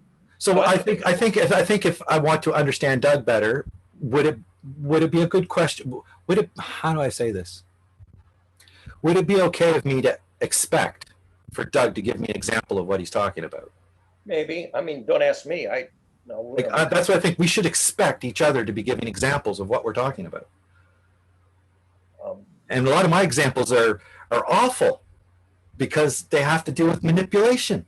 And people say, well, you're bringing up religion and all that. And I say, because it's the textbook case of arrogance and unfair conversations. You know, there's some dialogues, Plato's dialogues, which are dialogues between Socrates and a person. There's some fabulous, some of them have been animated on YouTube with. Yeah, I've seen them. They're great. They're great. They're really great. And they're wonderful conversations. And Galileo wrote a synthetic one involving essentially himself, a layperson, and Pope Urban. He didn't use their names, so it was a synthetic one. And it's a very famous Socratic dialogue. And and the characters are Salvatio, Simplicio, and Segredo, I think are the three names, but they were, one is a layperson, an intelligent layperson. One of them is essentially Socrates, and the other one is Pope Urban, who is Simplicio. Who's which? The character in Galileo's dialogue, whose name in the dialogue is Simplicio, simple-minded. Okay, simple-minded. Okay. Simple-minded. Simple. That turns out to be Pope Urban. Now, when he wrote the dialogue, he makes up these names. And it's just a dialogue about two different models. There is one model of the solar system that is the Copernican model, and there's another model, which is the Ptolemaic model. And Galileo's character, Salvatio, or whatever his name is explaining the Copernican model to the layperson, Segredo. And the alternative model is the one from Ptolemy, which is the Earth-centered model of the solar system. And it's a very nice dialogue. It only goes, I think, for 3 or 4 pages. And it's a Socratic dialogue. And what it does is it reveals that Simplicio doesn't know what he's talking about. And Segredo is an intelligent listener, attendee, and Galileo's explaining Copernicus's model and why the evidence supports the Copernican model and refutes the Ptolemaic model. Yeah.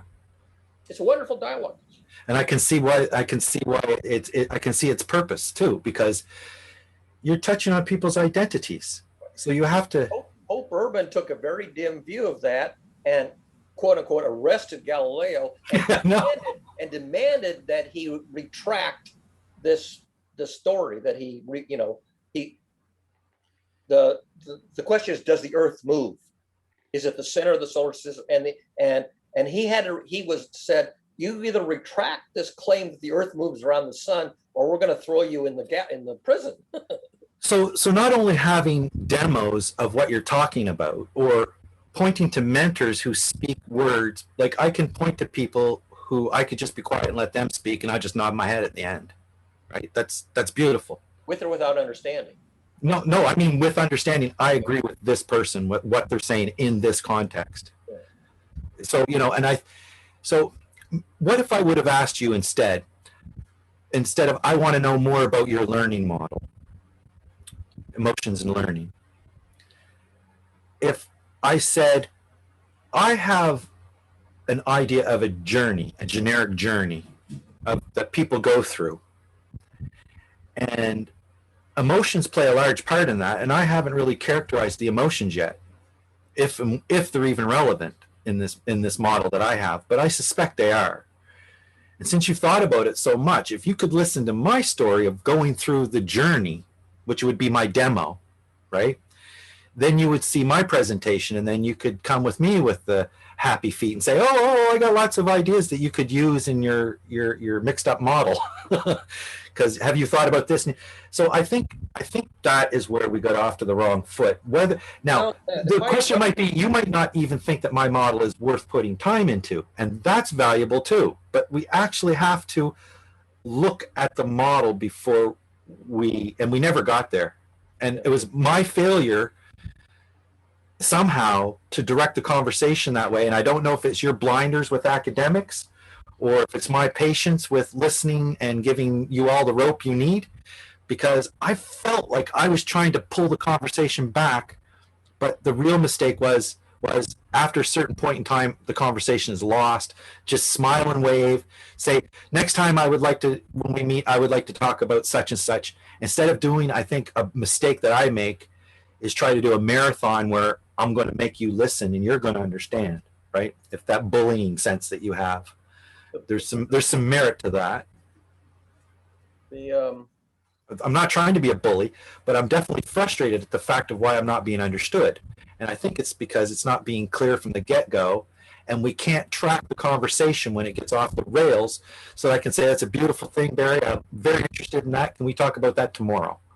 It's interesting because, as you know, I never got to present the drama theory model to the GCC, because we ran out of time and we never scheduled a follow-up. But in the drama theory model, there is a 10-stage model of a storybook character, an arbitrary storybook character. Yeah, I've seen that. In fact, that's part of the thing that drew me in. You remember the last step, step 10 of that model? I don't think so. The model I'm thinking about is where it has the internal understanding to the all the way through Right. the layers of a person to the external. The Schrecklish onion layer model. Yeah. The outermost layer, layer number 10, the outermost layer. Yeah. It's called dreadful drama or the Schrecklish life story. Yeah. Dreadful Yeah. life story. Well, you Your have your own journey biases too. is a synonym for level 10. Well, level 9 is foolish actions and reactions. Yeah. Yeah. Okay. Foolish action and reactions, and they add up to the dreadful drama, the Yeah, Schrecklish life story. So your journey map is exactly the last two layers of the storybook character model. I would say my journey with you after 5 hours turned into the last 2 layers. Schrecklish. But see, the thing is I don't see, it's very fluid in that's why you can't, when you ask me what value do you want to put on the slider, you're not hearing me, you're not understanding, because the value is, whether the person is gay or the value on the slider is less relevant than the slider being able to reflect understanding of some sort. See, I had fears, emotions, backstory, issues, beliefs, practices, desires, intentions, actions and reactions, and drama. I mean, it was in fact, I'm going to put it in the So I could see like a mixer board with different sections of sliders. And the emotional set might come out in some conversations. Maybe we'll come to discover that, you actually have to start with the emotional sliders, because, the premise and how do you feel today? You get a coffee. Don't they always start most business meetings off with a coffee? That's psychological, right? To offer somebody a coffee and get them coffee, they're going to be 30% more likely to agree with what you're about to say. 3 cups of tea was the But you see what I'm saying? So, and I don't think these manipulations, if you tell somebody, I like you, I would like to know more, or I don't like you and I don't know, that's the same thing as getting them a coffee or not getting them a coffee, right? It's not, by the way, it's the difference between liking a person and liking a dimension of their behavior, because you That's are true. not your behavior. Your behavior can change and evolve over time. So That's the right. way you behave as a 5-year-old is not the same as you're going to behave as a 15-year-old. So I can say, I don't dislike you as a person, but I dislike a particular behavior that is a current habitual practice of yours.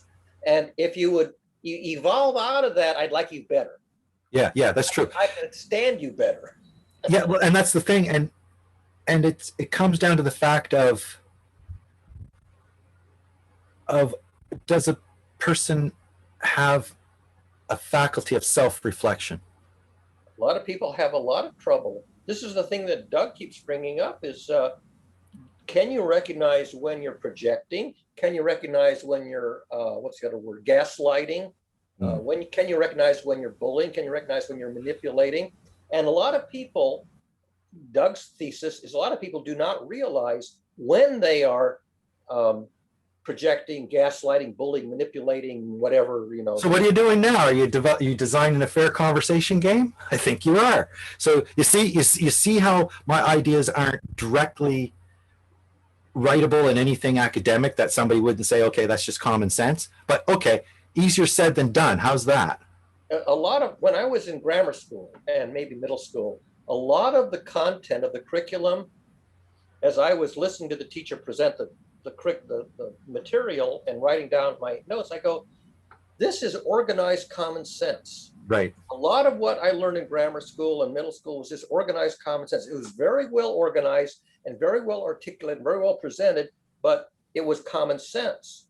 And what mentors can I point to saying that so I don't have to say it and bore everybody with my bad rendition? Well, here, that was the point. The point is that if I had tried to articulate that on my own beforehand, I would have been all over the map with poorly expressed. And I go, this is a beautiful way to express a very nice unit of common sense. It's well organized, it's concise, it's succinct, it's understandable. And I wish I'd have thought of it first.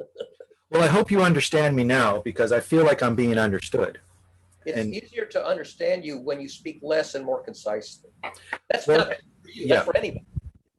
and I think if you really want to make an effect, build a demo and build it so people can criticize it and you can build a better demo next time.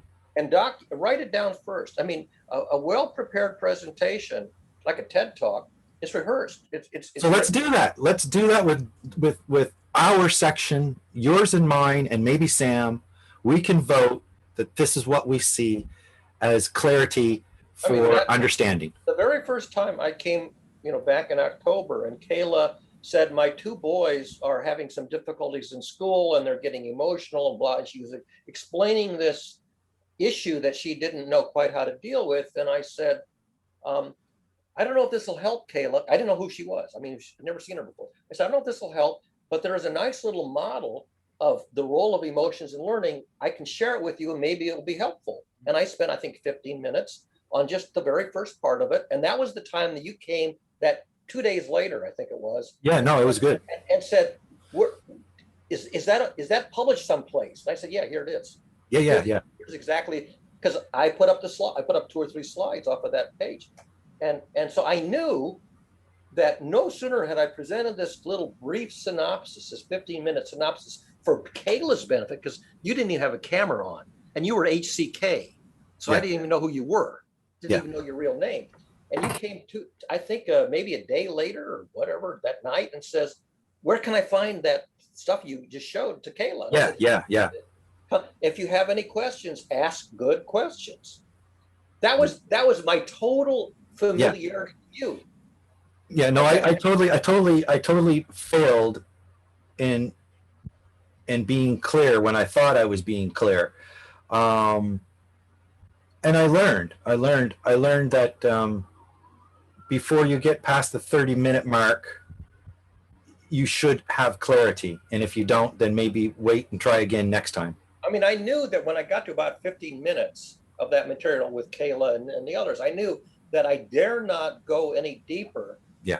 Because I'd already used 15 minutes, which is a lot of time in a 1 or 2 hour GCC session with, half a dozen people. So I stopped at the point where I imagined I had given Kayla as much information as she could receive and digest on the first, random presentation.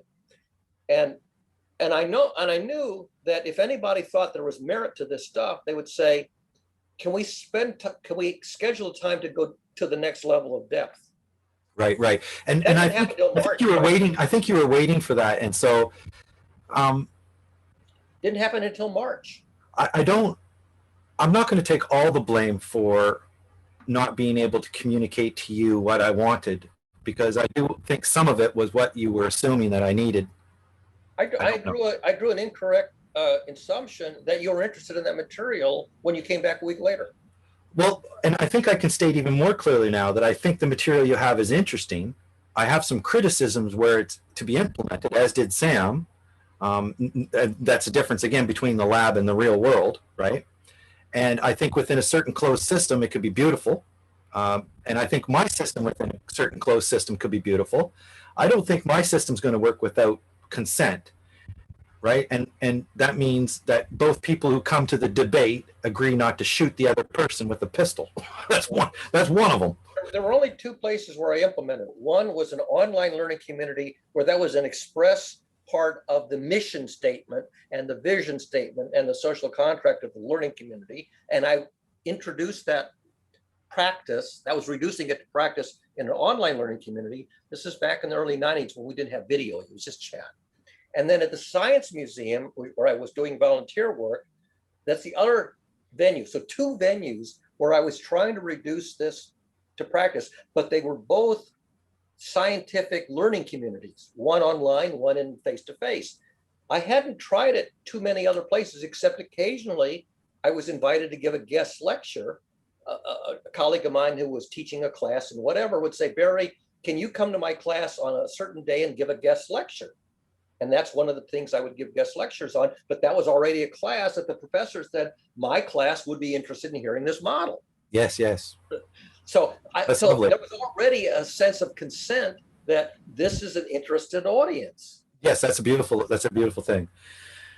And so I tried to put forth some time ago an experiment between Doug and Sam around the word agreement. And I think Stacy was scratching that same itch yesterday. And I want to do it within the framework of my model or my game or whatever the hell it is I'm trying to propose. You should call a session. You know, this, I mentioned this word cohelent, which is the person who calls a meeting, the person who is the chair who calls a meeting. Yes. The book of the Bible called Ecclesiastes is about Solomon calling a meeting to say, here we are, we're a tribe or community or whatever, a brand new nation. How are we going to agree to achieve something as a nation, as a community?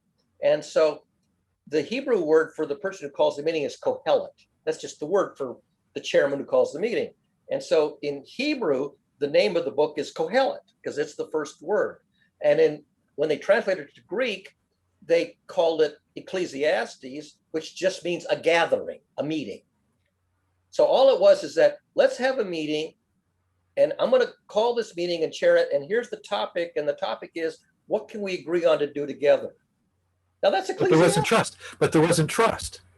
And so I established that there wasn't trust. And then we got into a conversation about what I have this concept of a trust graph of how when I meet somebody and over time, how trust grows and falls on that graph, just as an analogy, and how it's easier to gain.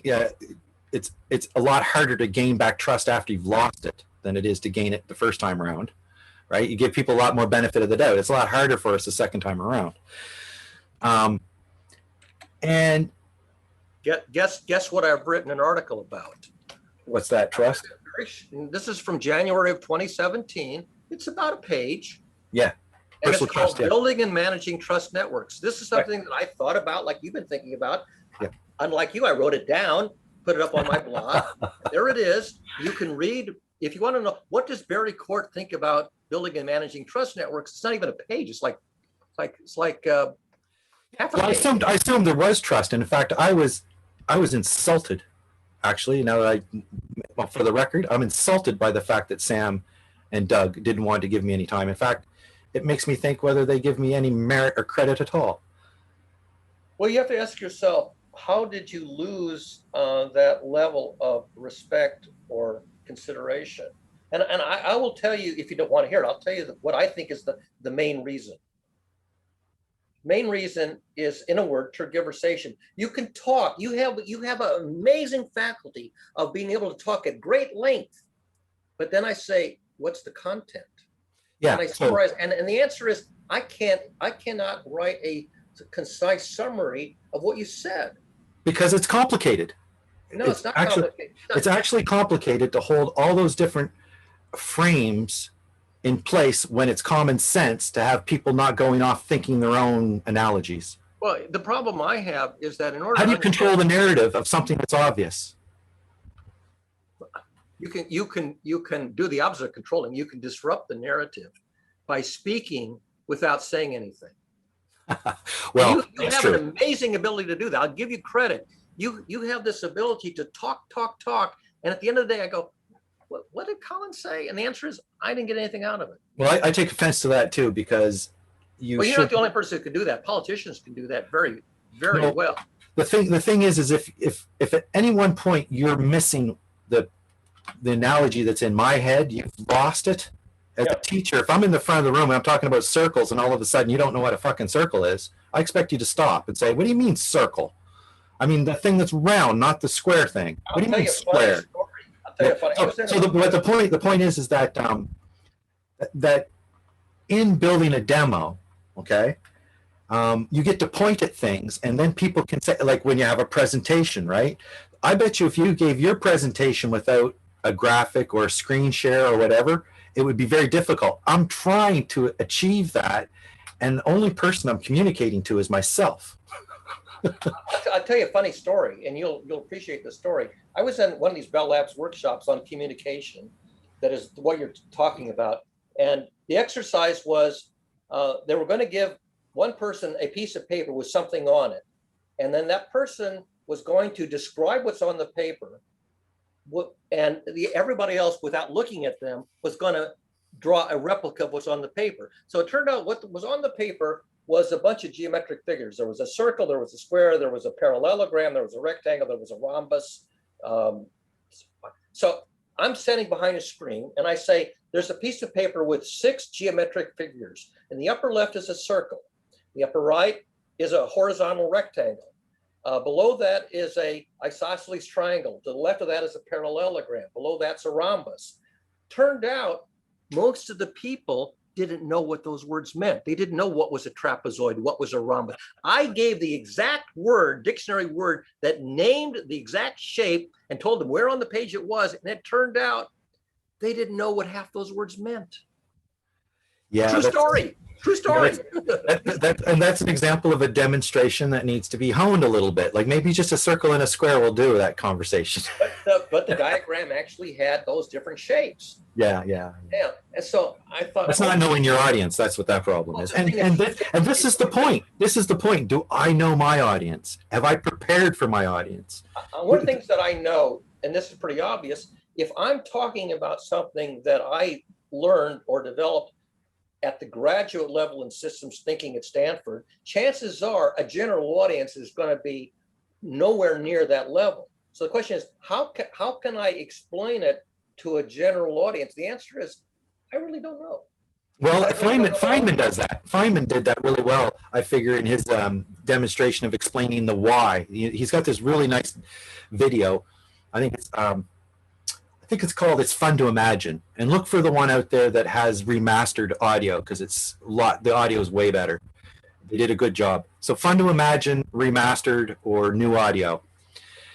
And in there, I love Feynman because I have enough depth in physics that I can appreciate what he writes. But I can also appreciate that a lot of general public wouldn't be able to follow what he's talking about. Well, actually, that's the point he's making when he's explaining why. You must have seen the one where he's explaining why. And it's the one where he says, the slips on the ice. Well, why did he slip on the ice? I remember that one, yeah. Yeah, because the ice is slippery. Well, why is the ice slippery?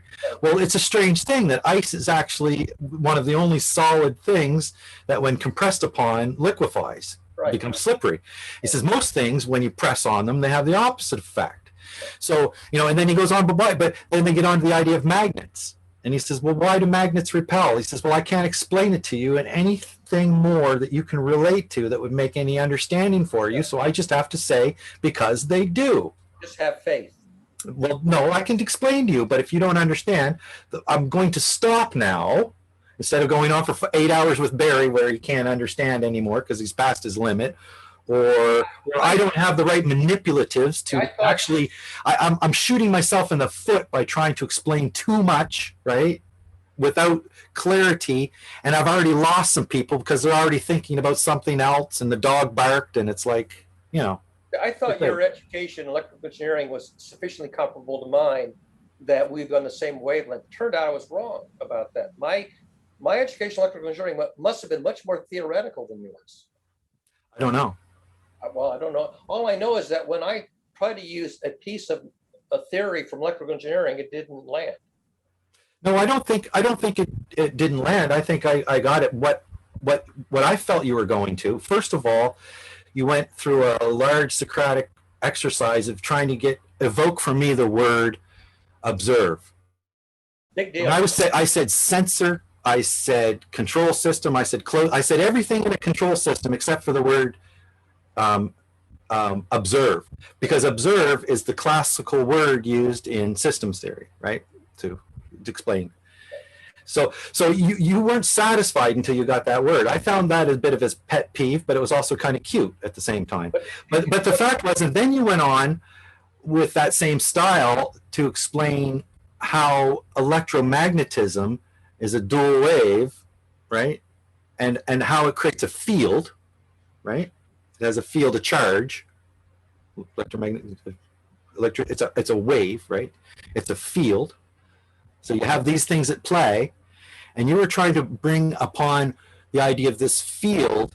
It's kind of an environment that affects emotions in learning. If you think of it like as a field, you have a better model to look at it than looking at it as a straightforward contextual thing that is like an apple or a grape. So it's much more complex theory to wrap around how these emotions and learning create their different fields of environment. And so I think you were trying to use that analogy to explain how emotions and learning are not as straightforward and more complex like a field. And then I think your better analogy was how you went into the derivatives of the different emotions. And I thought was quite interesting as a model, actually quite elegant as a model, but also I thought of it as going down the rabbit hole of Feynman to a point where eventually I may start to disagree with you when you try to implement it. To try to understand how you could characterize things in a mathematical model, that is one way to do it. But how can you assure that the data and the real world system is going to play that field for you, where you're not going to get sun, some field from the sun coming in and blowing away external fields. So that's why I was with the closed system. When you're in a closed system, you have a lot more control over what's happening. And that was my conversation with Sam today too. And I know I'm going on and on, but what I was going to say is that when Sam uploads the video, I want you to take that last 3 minutes where you were paraphrasing it and turn it into text and print it and look at it. Yeah, figure out what you said. It's probably way different in text. In fact, I find that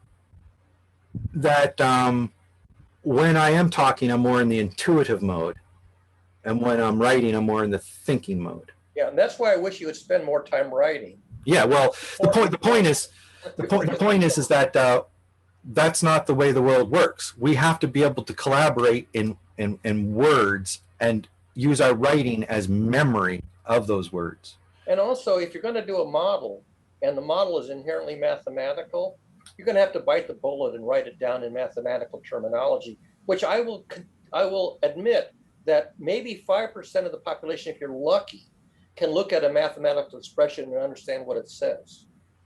Right. So I guess the whole point is that whatever you were trying to express with the electromagnetic fields and waves was an analogy that was understandable to me, but not relatable to where I was going. So I was having to stretch to keep following where you're going, waiting to get back to where I want to go. And the fact that you didn't know where I wanted to go probably was working against both of us. It was. I had no idea why you would come to me. And my frustration is I thought I was attempting to make that clear, but I'm realizing that this is really kindergarten stuff that you have to get right. Yep. You just have to get it right. Yeah. So by the way, it's 10 minutes to 3 my time. I guess your time too. We have to end this so that it doesn't go over 4 hours.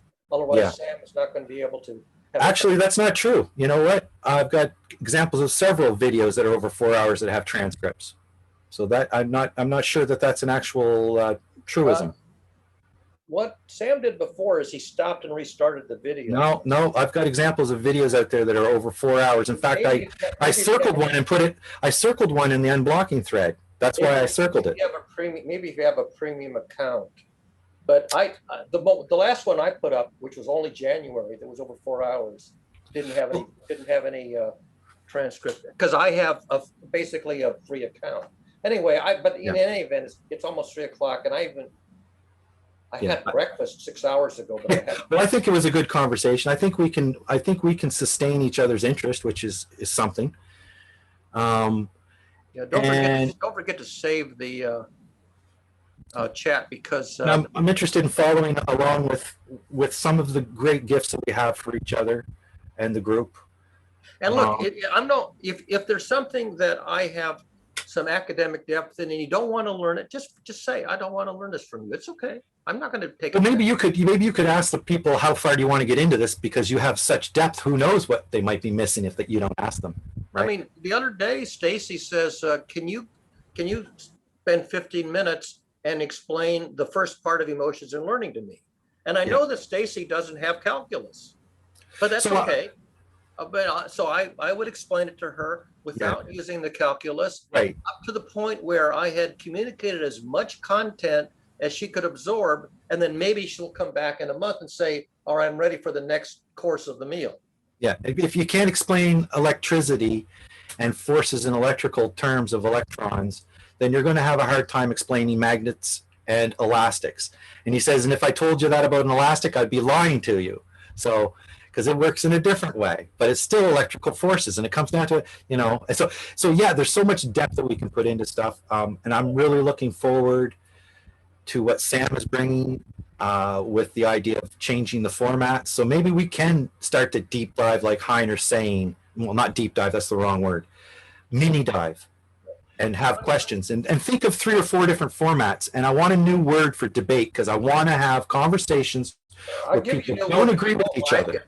The word that you won't like is adversation. No, I don't like adversation too, because it's got a negative intention to it. I want to have That's what a debate has. Yeah, what's a positive intention debate? How about a father? How about a grandfather and a grandson disagreeing on something? What's that look like? I don't know. Write a little sketch. Well, this is what I'm saying. Like we need some kind of I think this is great to have demos, and that's what I was going to suggest to you. Do you think that you could produce that 15-minute demo on video so that you could just share with people? Maybe. Are we not going through the motions of getting ready to do that for me and you? Like, is that not, I feel like that's what I'm working towards, honing my message.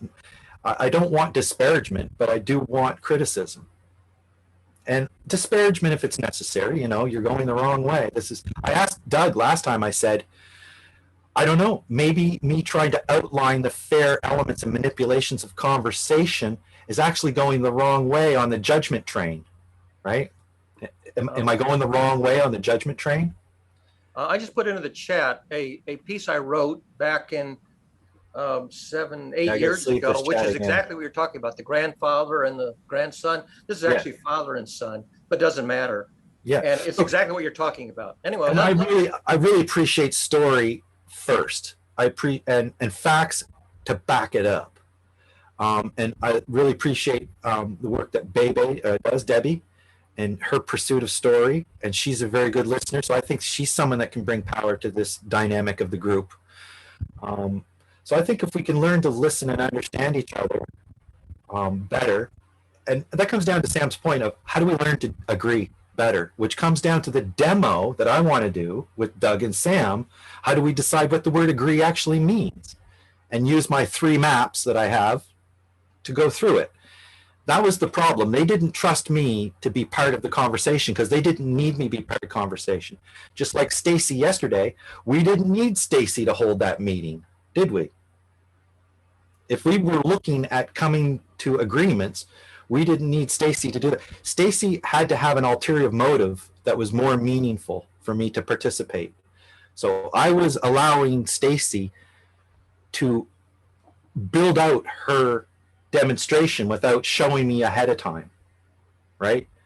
But I'm going to be less and less willing to do that as time goes on. I want to know why I should take part in this, what is going to be the outcome, and how long is it going to take? And, you know, that's a respect we should give each other. And is there a demo of it that I can see? Like, is there an example of this I can see? And if there's an example, can we make one? Can we make that story? Because Colin, let's end this. First of all, I have to go to the bathroom, and then I also have to eat, and I don't want to go over the time limit. I'm going to stop the recording and close the session. Is that okay with you? Yes, I appreciate that. Thank you very much, Barry. Bye-bye. See ya.